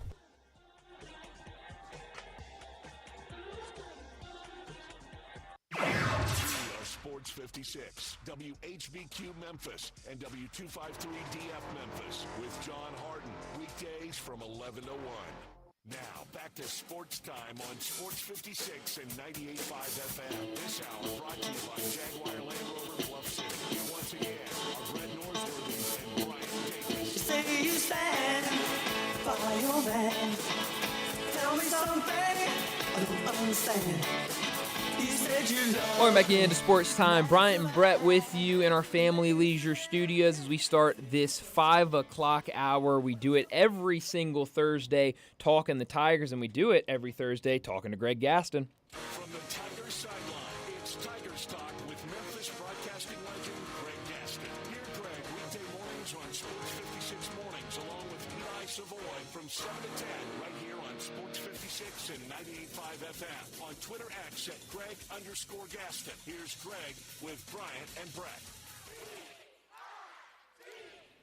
Greg Gaston joins us now to talk Tigers. Greg, as always, thanks so much for joining us. I want to start off talking Tiger basketball, but before we do that, I want to throw this out to the listener line, the Sissy's Log Cabin listener line. We've got tickets for tomorrow night's game against Ohio to give away. We're going to give away a 4-pack right now while we're talking Tigers. So call in 901-360-8255. First caller is going to Memphis and Ohio to see this 2-0 Tiger basketball team in action. So call now. First caller gets those tickets. Greg, I'll start off with that game Saturday against UNLV. Road game for the Tigers, maybe a tough early non-conference game against UNLV, but they go out there, they go down early, but they're able to win that game. What were your takeaways from that one?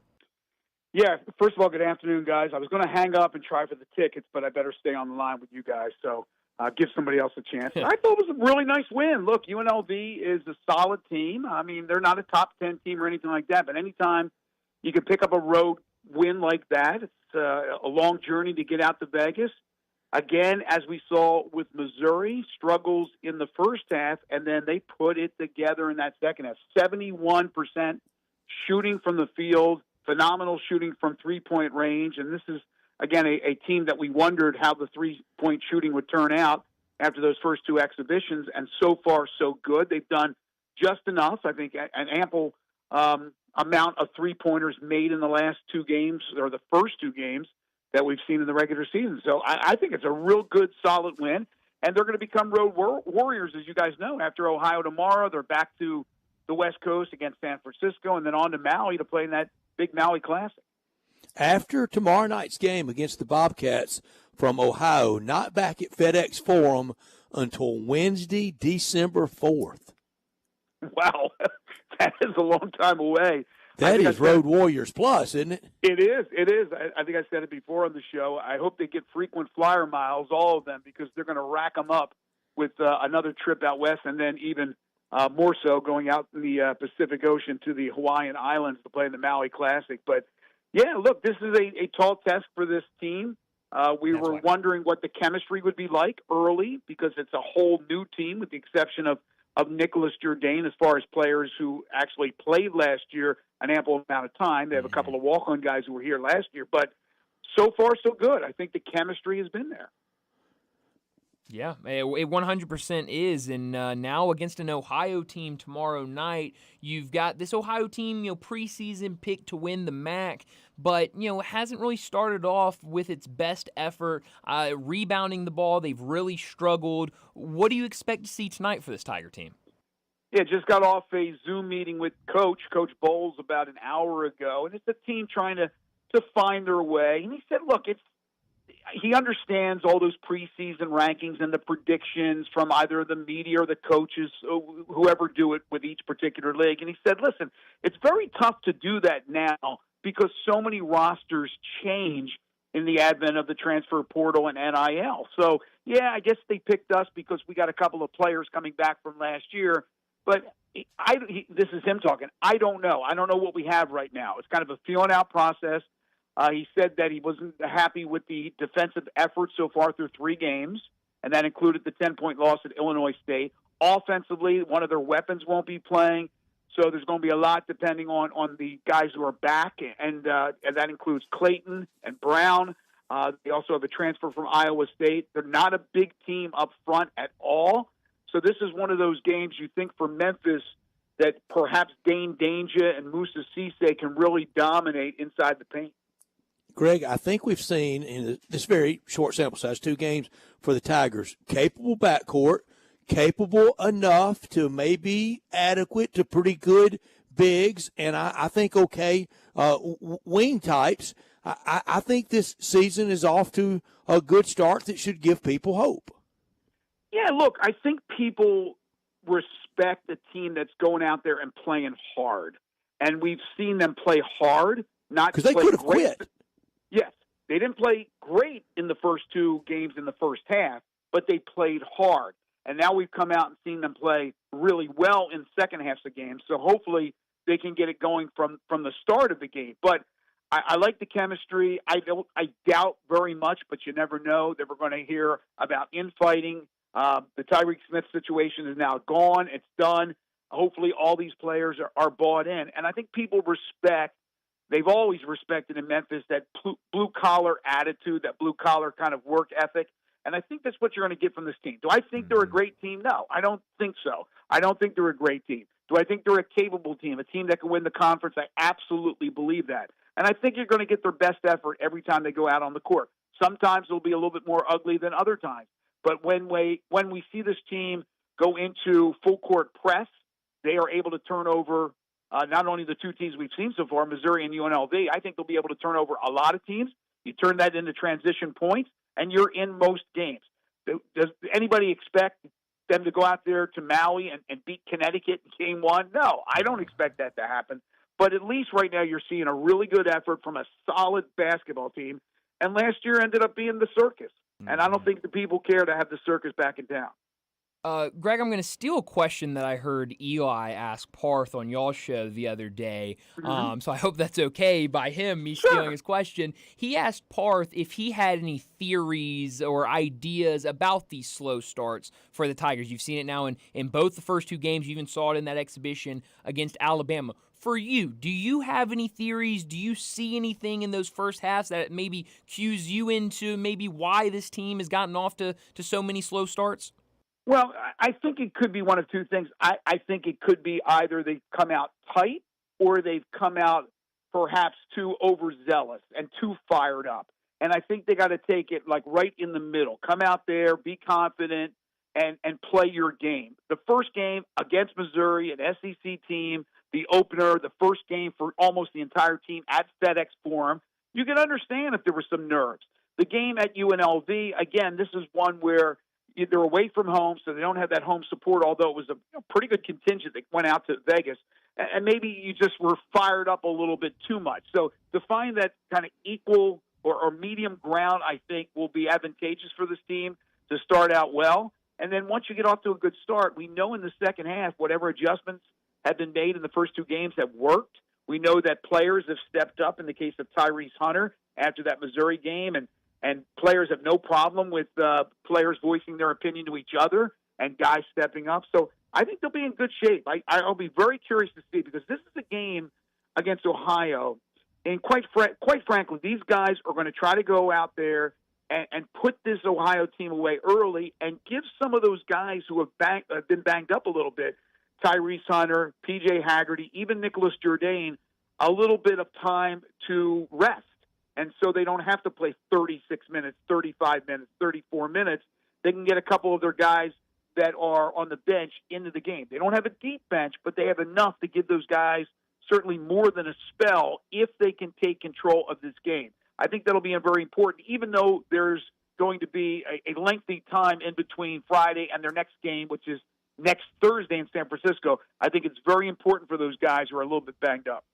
Our guest is Greg Gaston. He's with us every Thursday, but you hear him every morning with Eli Savoy from 7 a.m.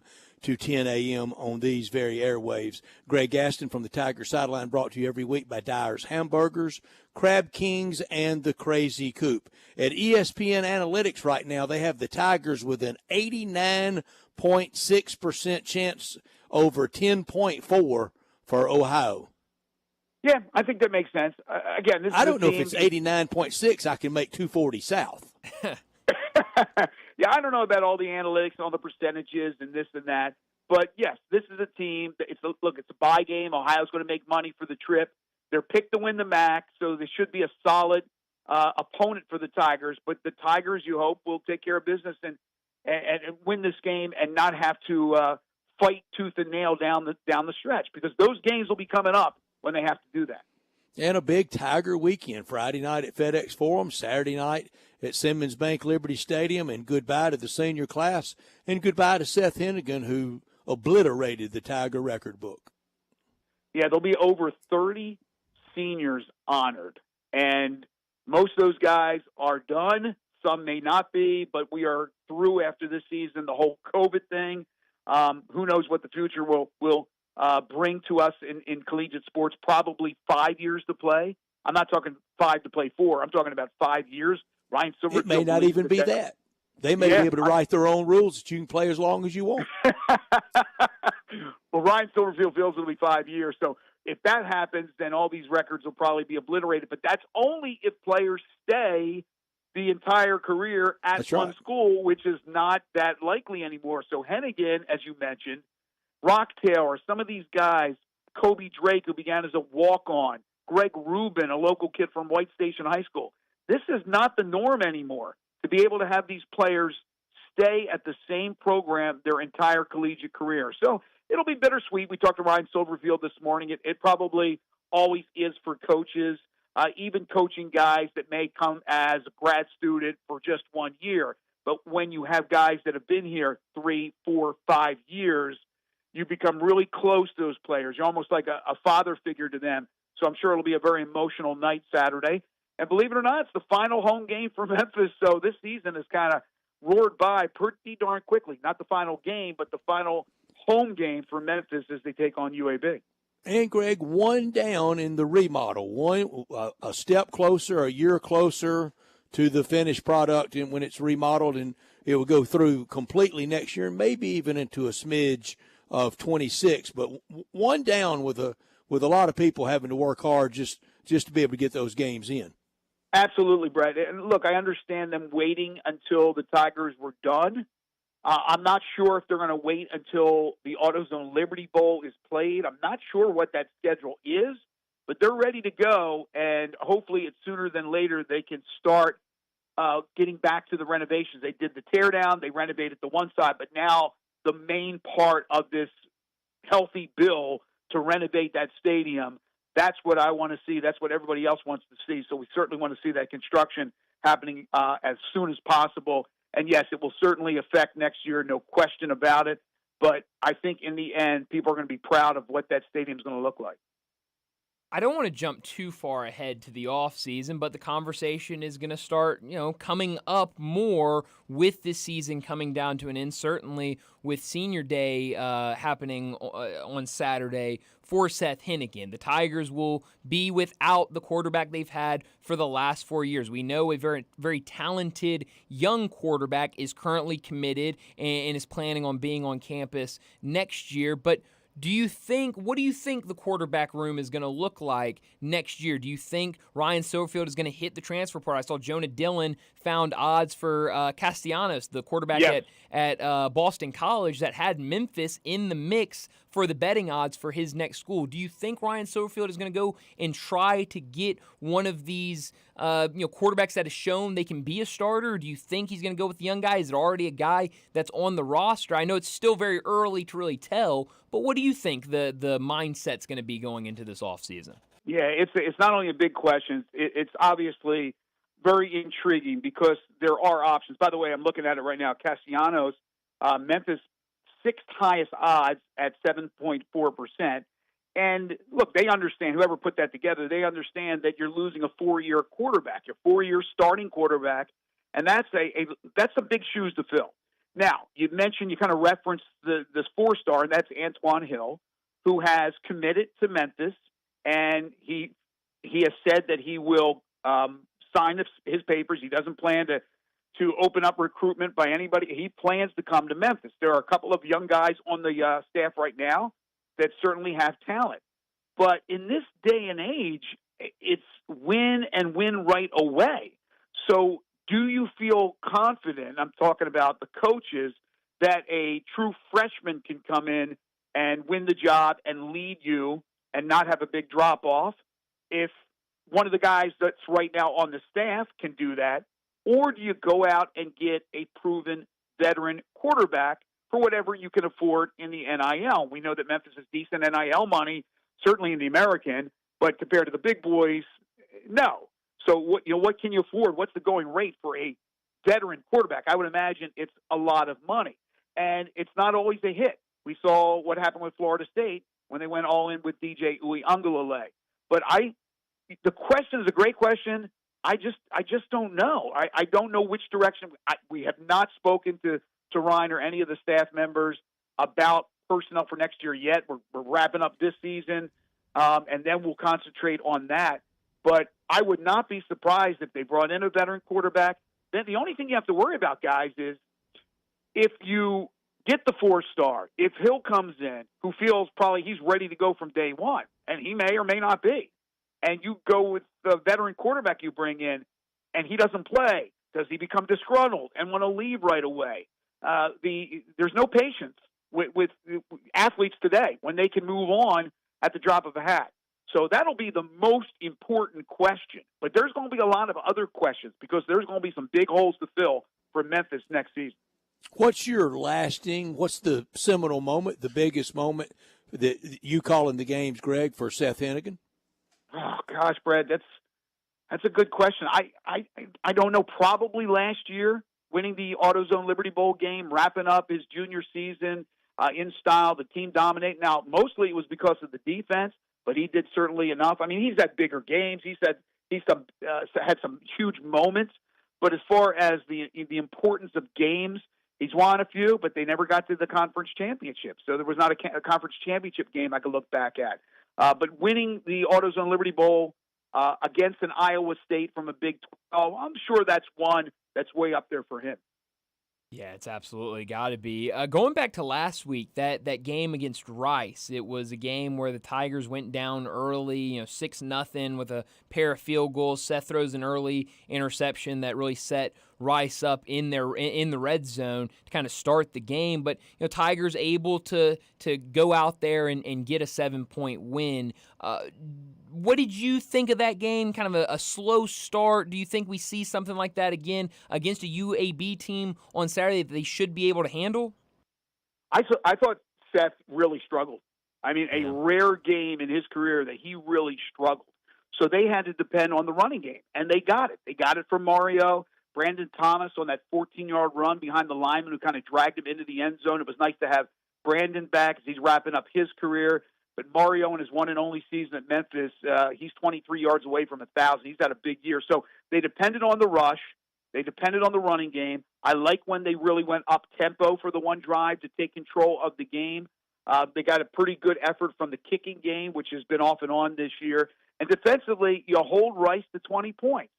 It's a solid win. I thought they played much better than they played against UTSA. I think they only had, we were talking to the coaches today, maybe six missed tackles as opposed to a bunch of them against UTSA. So it was an improvement from the week before. It was a solid win. I know there's people probably listening right now going, man, come on. You got to beat Rice 50-0. Well, Rice beat UTSA. There's a lot more parity than you think in the league. Navy. So there is parity. Now, I understand. And we'll, I'm sure, talk about this next week and the week after when the season wraps up. Not getting to the conference championship game is a huge disappointment. But the question was about last week. I think they improved a lot from the week prior, and they feel pretty good about where they are against a UAB team. UAB is very capable. They got offensive weapons. They also have the ability to throw ill-advised bad passes for interceptions, put the ball on the ground. Very similar to what we saw last year in Birmingham. It was 21-21 at the half, and then UAB self-destructed. Memphis took advantage and won going away 45-21. I would expect we'll see Memphis pounding the ball on the ground. They have a pretty good secondary. With the passing game, will be mixed in certainly. And then defensively, I think they're going to throw the kitchen sink. That's what their offense does. They have all different kinds of schemes. But I think Memphis will force some turnovers. They've been doing it all year long, and I like Memphis' chances to win solidly to pick up win number 9. Yeah, Greg, 9 wins, then go to play Tulane, chance to get to 10 wins. That's a good year. It's a good year. If they could beat Tulane, it's beyond good, but it's not great. Again, I'm not going to try to sugarcoat anything because people would, I think, tell that I'm kind of lying through my teeth. And Ryan Silverfield will be the first to tell you this, and so would the players. Not making it to the conference championship game is a huge disappointment. But the season as a whole, you still got to look at 8-9 wins. If they can beat Tulane and go 9-2, and then or make that 10-2, and then go into a bowl game, possibly win an 11th game, I'm not going to sneeze at that. I mean, there'll be people that will poo-poo it, but come on, let's be honest here. Memphis is not Ohio State. This is not Alabama. You'll take that any day of the week. Next year, think about it. Next year could be a drop-off. We don't know. It all depends on what they do in the portal, the young players that come in, the returning players that come in. But, what happens if they win 7 or 8 next year as opposed to 9, 10, or 11 this year? So you got to enjoy the moment. You have to, if you're a Memphis fan, you have to enjoy winning 9, 10, or 11 games. If not, I don't get it. I don't know why you're a fan. Yeah, no, it's a really good point, but Saturday should be a lot of fun. When you look at these last few games and a bowl game right now, I don't know how much you've been looking at it. What kind of bowl game? Where do you think this team could be heading? I haven't heard anything other than the rumor mill, which is it could be military, it could be Fenway, they could go back to Texas. I know the Independence Bowl representative was in town. They loved Memphis earlier in the year, the Cure Bowl. They thought I was somebody of importance as they were asking me all kinds of questions on the sideline for the Florida State game, but that was early in the year. I have a and Hawaii's out. They're not going to Hawaii. I have a sneaky feeling that we could be heading up to Fenway Park. That's just a That'd feeling. Be great. That'd be cool, yeah. I think it would be so cool. Now, who does that align with? What conference? Or is it Group of 4? I think it's ACC, is it not? That's what I think it is. Oh, sign me up.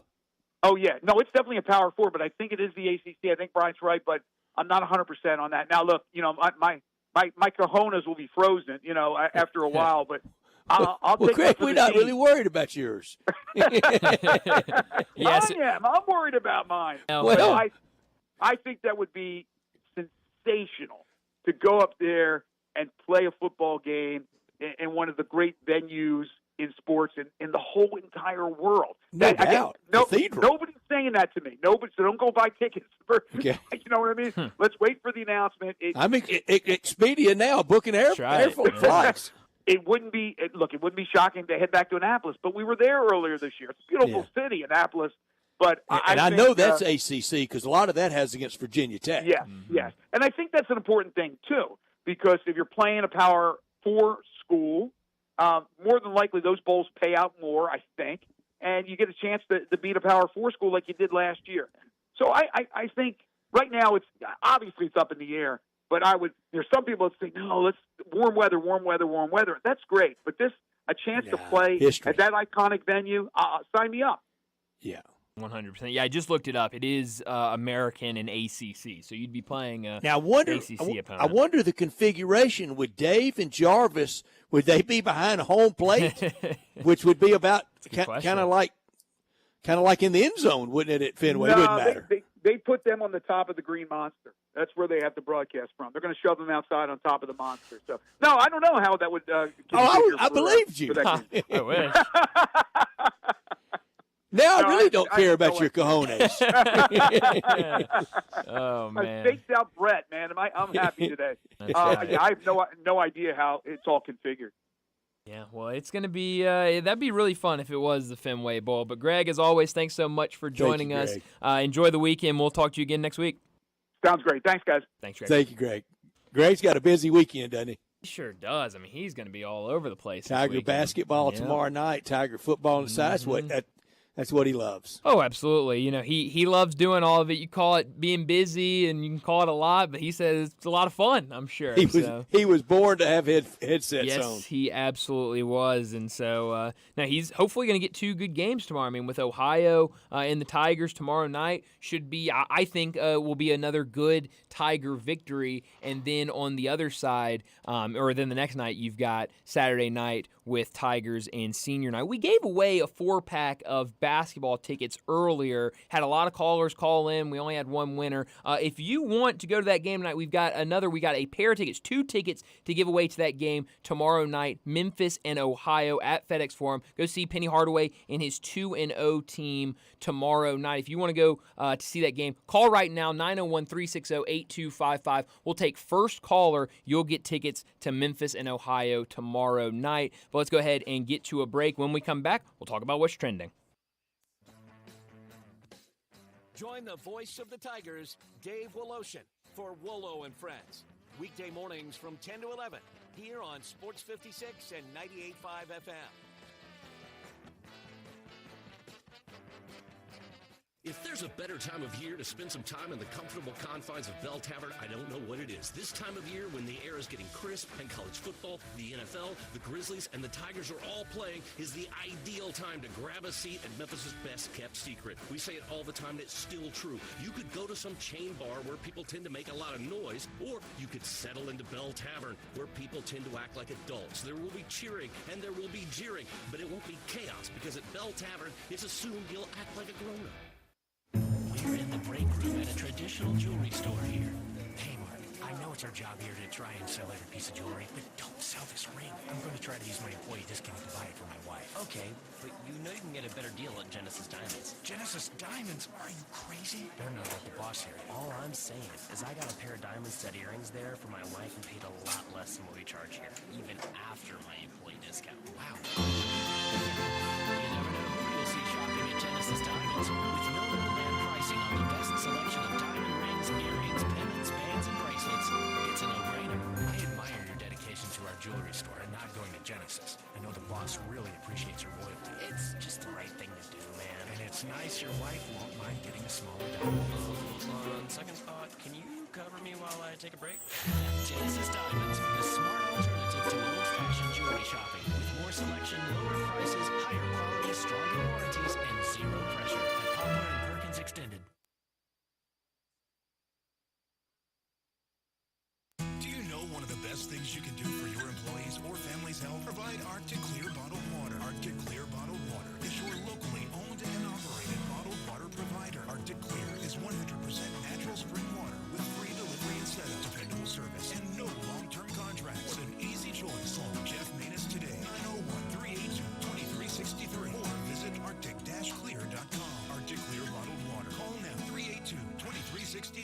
That's 382-2363. I'm with John Burgos from the world-famous Rendezvous in the Alley since 1948. Brett, we have catered parties all over this country and all over the world, from Singapore, Australia to Central Park in New York. But many people don't realize how much we do locally. For holiday events, office parties, tailgating, birthday parties, you can't do better than the Rendezvous.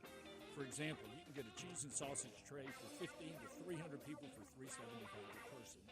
You can even build your own nacho bar for $10.50 per person. All you need is a minimum of 15 people. In many cases, we can arrange delivery and full-service catering. We've even made it easy to get to-go items. You can just park at our front door in the alley, put on your flashes, and we'll get you going ASAP. For all your catering items and prices, go to hogsfly.com, click on menu, and drop down to catering. Thank you, John. The Rendezvous, Mr. Charlie Burgos' Rendezvous in the Alley since 1948 and celebrating its 75th year. At Jason's Deli, when you're dining in or picking up curbside, you can expect wholesome food and no surprises. Just delicious sandwiches, crisp salads, and quick quality meals made with the freshest ingredients and no artificial trans fats, MSG, high fructose corn syrup, or artificial colors and dyes. Around here, a lot of thought goes into what we put into our food and what we take out of it. Because you're not just taking the bite, you're getting a taste of who we are. New items are constantly being created to expand our menu for all tastes and special diets with vegan and gluten-free options available. Convenience and on-time delivery you can count on. It's just a click away at jasonsdeli.com. So whether you need to feed 5 people or 5,000, the team at Jason's Deli, they have the credentials and the commitment to keep you satisfied. Freshness is nearby at Jason's Deli with locations at Ridgeway in the Parkway Center, Poplar in Highland, Germantown Road in Cordova, and on Goodman Road in Olive Branch. Jason's Deli is wholesome food and no surprises. Sports 56 traffic. Good afternoon. There is a couple of accidents getting some attention out here. Better shape than yesterday this time, that's for sure. Here's what we're seeing. Heavy traffic volume over here on 240 East up by Poplar, working your way up to Walnut Grove. 40 East carrying a heavy volume of traffic from Sycamore View Road all the way out past Germantown Parkway. Highway 64. Traffic looks pretty good right now across the Hernando de Soto Bridge on I-40 headed over into West Memphis. Shop right now and save during the holiday season at Weimer's Jewelry. They're located 7525 Highway 64. I'm Commander Chuck with your on-time traffic.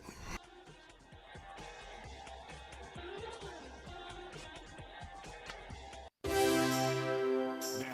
to Sports Time on Sports 56 and 98.5 FM. This hour brought to you by Jaguar Land Rover Bluff City. Here once again are Brett Norsworthy and Brian Dacus.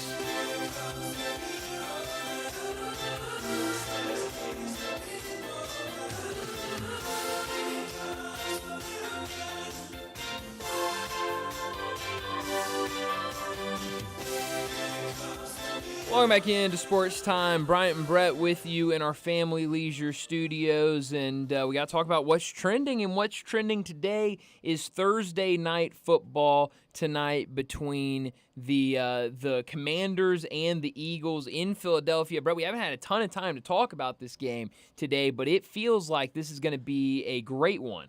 It does, and boy, this might be, Bryant, the first time that I really regretted not having the Prime. Yeah.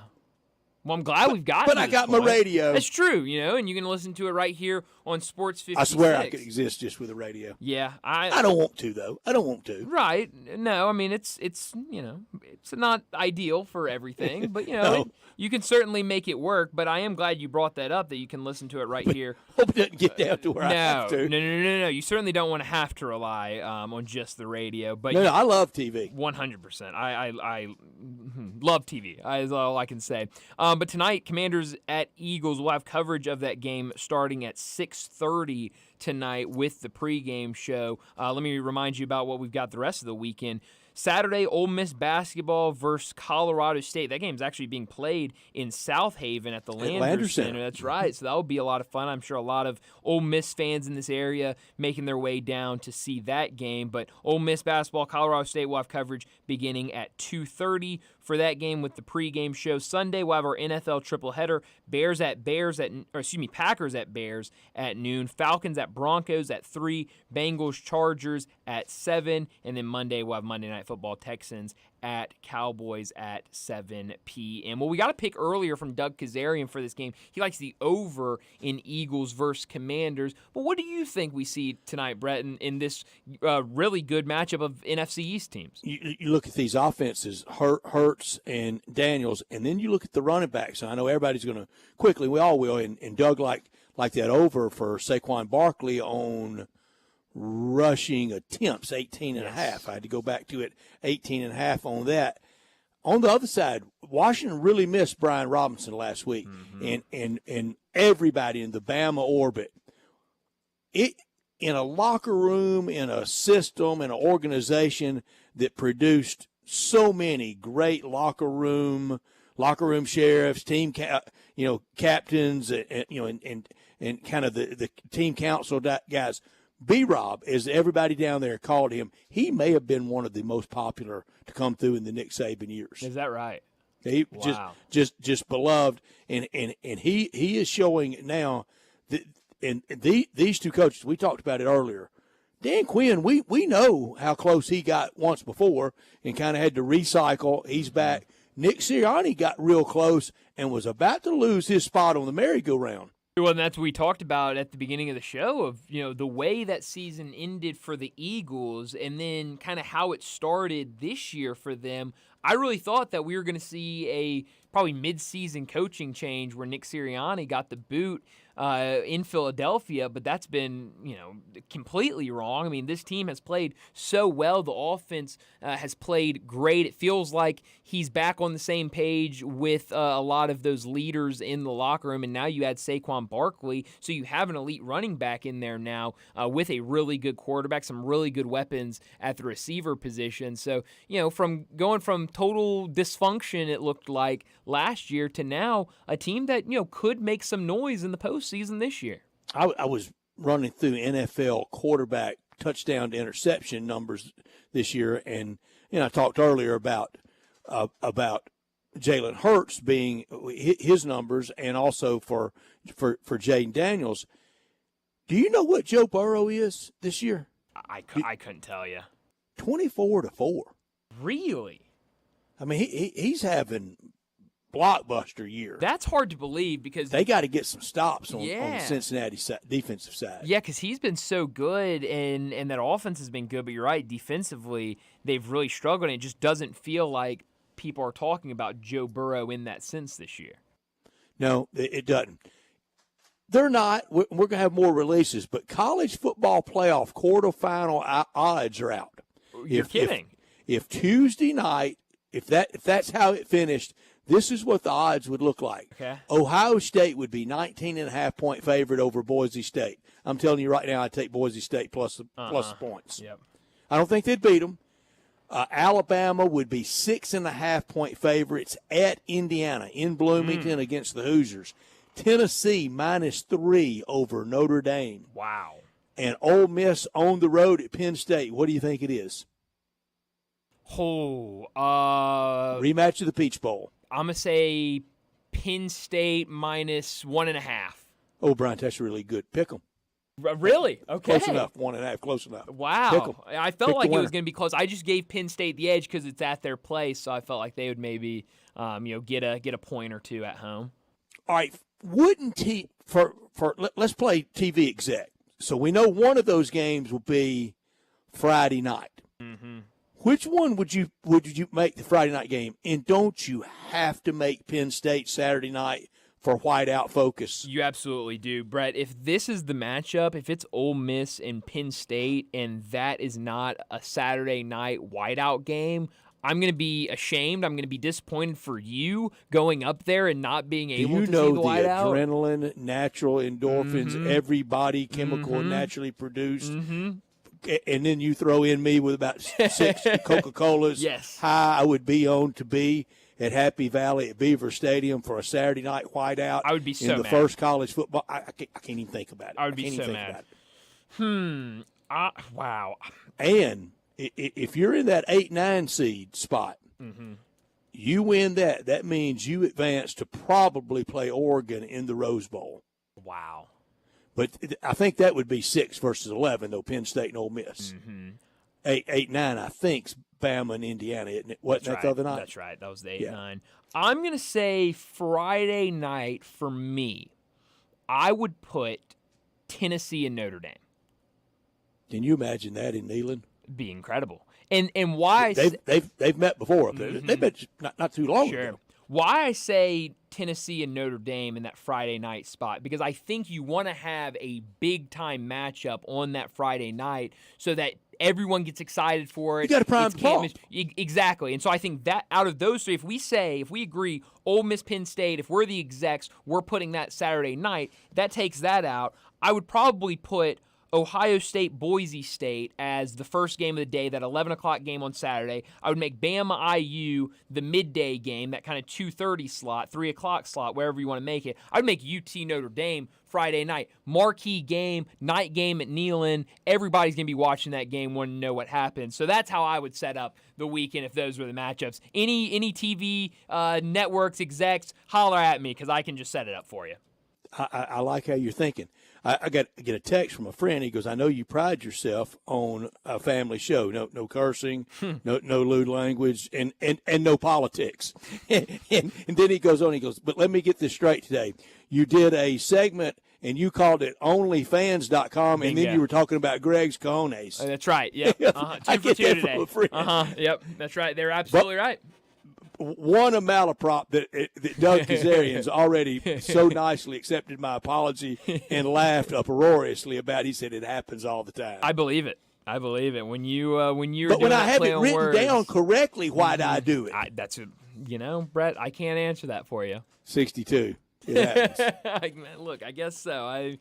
I'll leave that to your mind because I don't know. I mean, hey, I think it does happen when you're doing that play on words. I think probably happens more than he would like it to happen. Tonight's going to be good in the NFL, though, and we talked about it way back. They got the stage to itself because college basketball really really off tonight. NBA one game and one of those teams really bad, and not much in college football in the AAC. No, I mean, that's the thing. We talked about it at 3 o'clock. It feels like every other sport. And how could you? Why would you want to compete with the NFL? But it feels like every other sports league is saying, you know what? Go ahead and have it. NBA, one game on the slate tonight. College football, one game, and it's kind of a sleepy game. College basketball, no ranked teams playing tonight. It's hey, we know what season it is. We know what time of year it is. NFL, have your night. We'll see you every other night.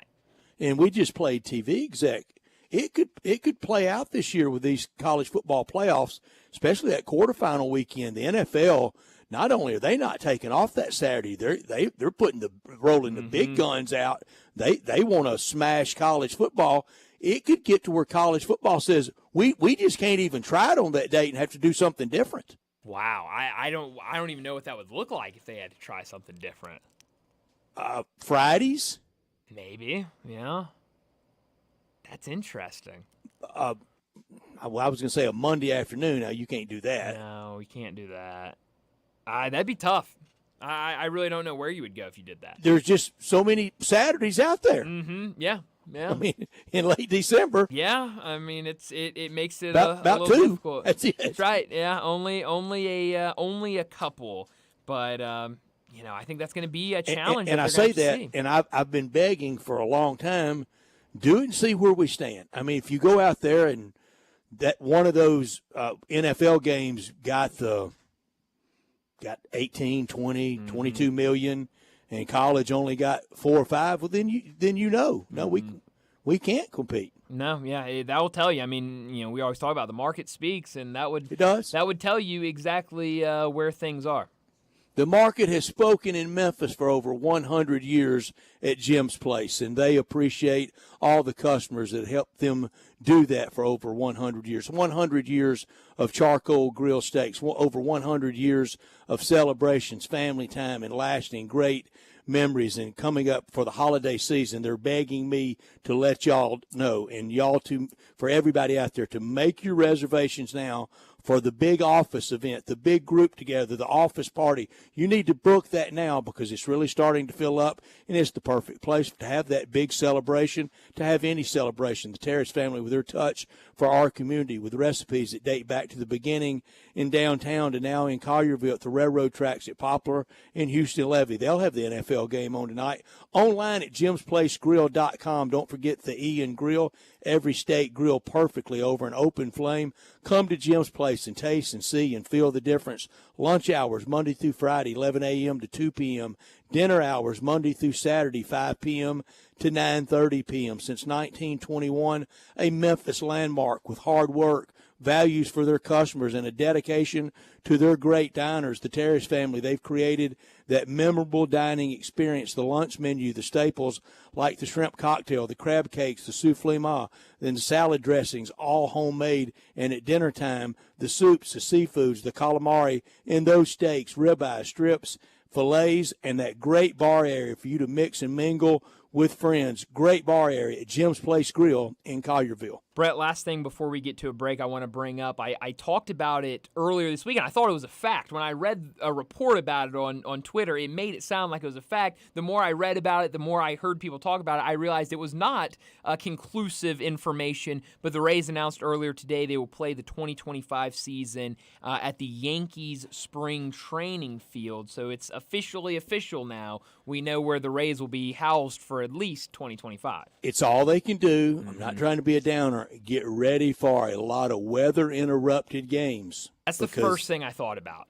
That afternoon thunderstorm blows through there a lot of times. Yeah, Florida's, they get that all the time, and we haven't had to worry about that because of, that dome and now the roof there. leaked, it's dropped. But well, it did, but it wasn't an issue, and now it's going to be a big issue. It was a dump, and so now they'll be playing at the Yankees spring training field, but it's very nice spring training complex. Oh, it's great. I've only been by it, and it's right by Raymond James, right by the airport.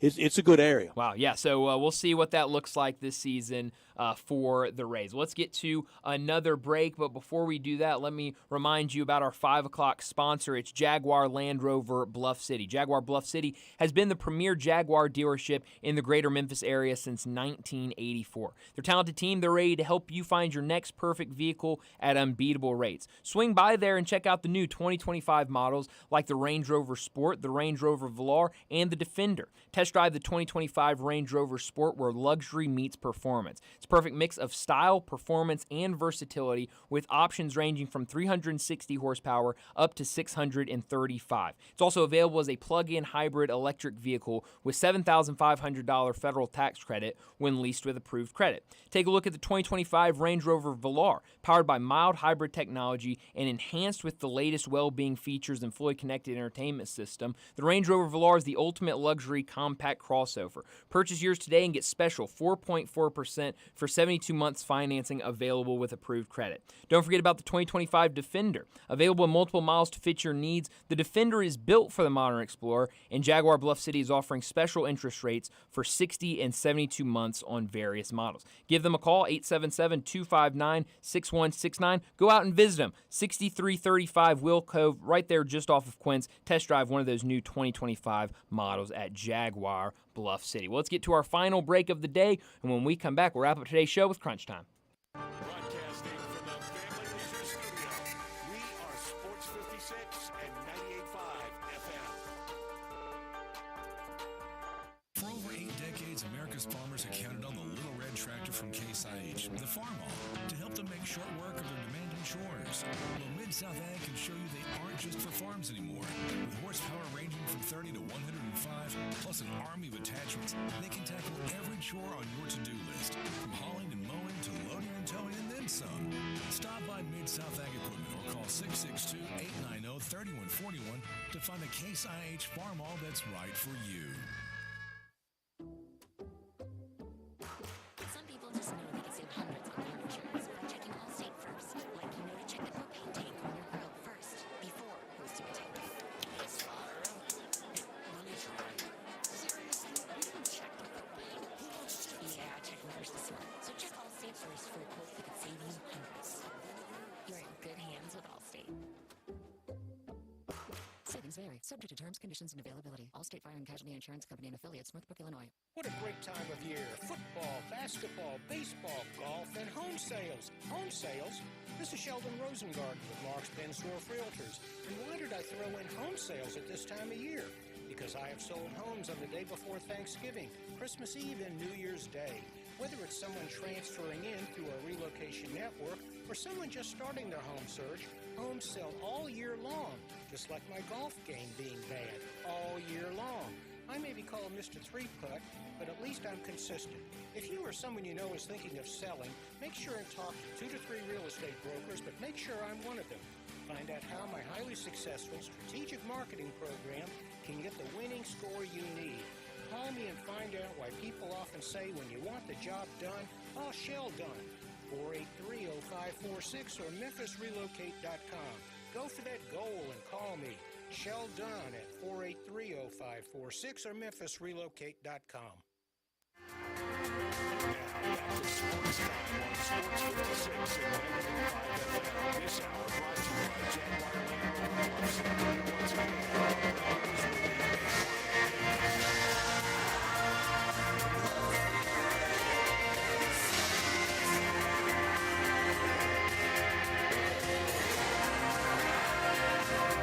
Rose will be pretty cool, and we're just getting started, so.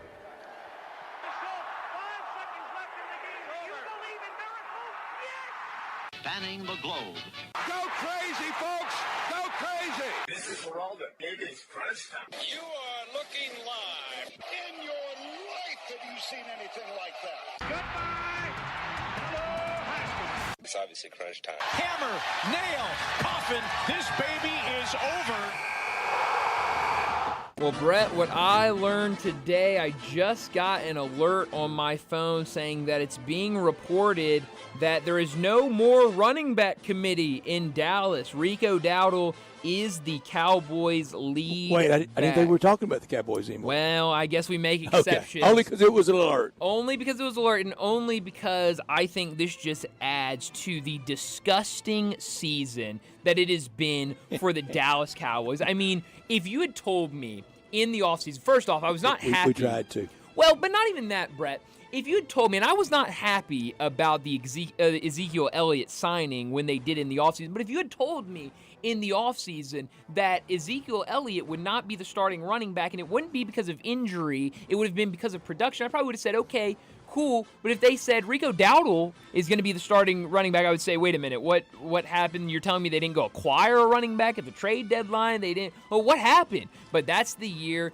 that it has been. It's just been disgusting. It's hard to watch. Brett, I was at the mall a couple weeks ago, and they were having a deal at Lids for hats. You buy one, get one half off. They had this really nice Cowboys hat. I bought it. I'm embarrassed to wear it out now. I can't wear it anymore because every time I walk around, people's like, oh, man, the Cowboy, you're a Cowboys fan. Yeah, I'm a Cowboys fan. Thanks for pointing it out. I hate my life right now. I mean, it is just one of those listen to me, years. acting like we tried to tell you. I'm going to my NFL picks. NFC East, number 1. Your Cowboys. Yeah. Well, it was our team for a lot of the beginning of the year, Brett. Don't forget that. NFL playoff time, 3-seed Dallas. Yeah, it's been. So I didn't try to tell you. It's been a pitiful year, and this just adds on. When Rico Dowdle, he's been fine this year. He's been good, but when he's your lead back after you went out and your big signing in the offseason was Ezekiel Elliott, that's no bueno. I learned today Game Day and SEC Nation will both originate from Athens this weekend at Georgia on Saturday for Georgia and Tennessee. Georgia 18-18 when Game Day originates from wherever they're playing, but 7-2 when it's at Athens. It's must win for the Dogs in the playoffs, and that's astounding, as we talked about earlier. Most thought Georgia was the easiest SEC pick to be in the college football playoff 12 teams this year. 100%. Brett, what I could have done without today, this broke my heart. We talked about before the season started, Florida has a 7'9" freshman on their roster. He's Canadian, but I'm learning now that he's going to redshirt this season. Todd Golding said it earlier today when meeting with the media that Olivier Rio, the 7'9" freshman who owns a spot in the Guinness record book, is going to the plan is to redshirt him this season. Let me guess the record. Tallest? I would say something about tallest height. Canadian. It'd be something about height, but if he had played one game, he would have become the No, Canadian, world's tallest, nicest man. That's right. Oh, get both in there, but he would have been one of the Never been a tallest rude players. Canadian. That's right, and now he's gonna have to wait another year because if play one game at college, you burn that year on the red shirt in college basketball. So it sounds like we'll have to wait till at least next year before we see the 7'9" Canadian. Next Friday, I'm going to be out the whole show, and I've told you, traveling to Gainesville after we get there. I'm going to try to go to Gator basketball that Friday night against Southern Illinois. What I could have done with that today, though, is exactly who was Marcus Smart guarding last night. Yeah, it was good offensive production for him. I'm glad he's back. And we know he's got the chops on defense, but both Dalton Connect and Austin Reeves really worked him. Yeah, they did. We talked about that earlier, and both guys kind of went off and had good games. Dalton Connect, 5 for 5 from 3. He looked good. Looked like back in those UT threads. But, yeah, Marcus Smart, first game back, you're definitely hoping to see some improvement from him. Where are you beaming tonight? South Philly for the NFC East fight they're going to have tonight. First place on the line, Dan Quinn could be Coach of the Year, and Nick Sirianni has saved his job. 89, 84, and 5. Washington leads all time. Washington trying to be 3-0 in the NFC East for the first time since being 3-0 in 1991, and that's the last time Washington won the Super Bowl. Well, I was going to try to be different. I was going to try to beam to one of these college basketball games. Nothing really on the slate. LSU, Kansas State? That will be a good game. I could beam there, but with how good this NFL game is, I've got to beam NFL to that focused one. tonight. It's going to be a lot of NFL. Now, I'll be watching a lot of college basketball, but definitely my focus will be on that game tonight between the Eagles and the Commanders. Should be a great one. Hopefully it's a game that comes down to the wire. But tickets available at Tulsa, East Carolina? Yeah, I think there'll be a lot of empty seats in that one, but that's okay. It happens, but it's going to be a lot of East NFL Carolina night. matters to them. It sure does. It 100% does. But that's all the time we have. Enjoy your night. A quick reminder, you can listen to that game tonight, Eagles and Commanders, the big NFL game right here on Sports 56. Our coverage will start here in about 30 minutes at 6:30 for that pregame show. But that's all the time we have. Enjoy your night. We'll talk to you again tomorrow afternoon.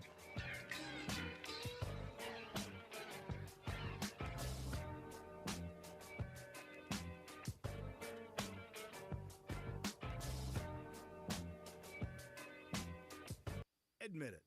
When you start thinking about tastes of Memphis, you think treats, sweets. You think Dinstall's. For 122 years now. What is that, 5 generations? When people wanted something to bring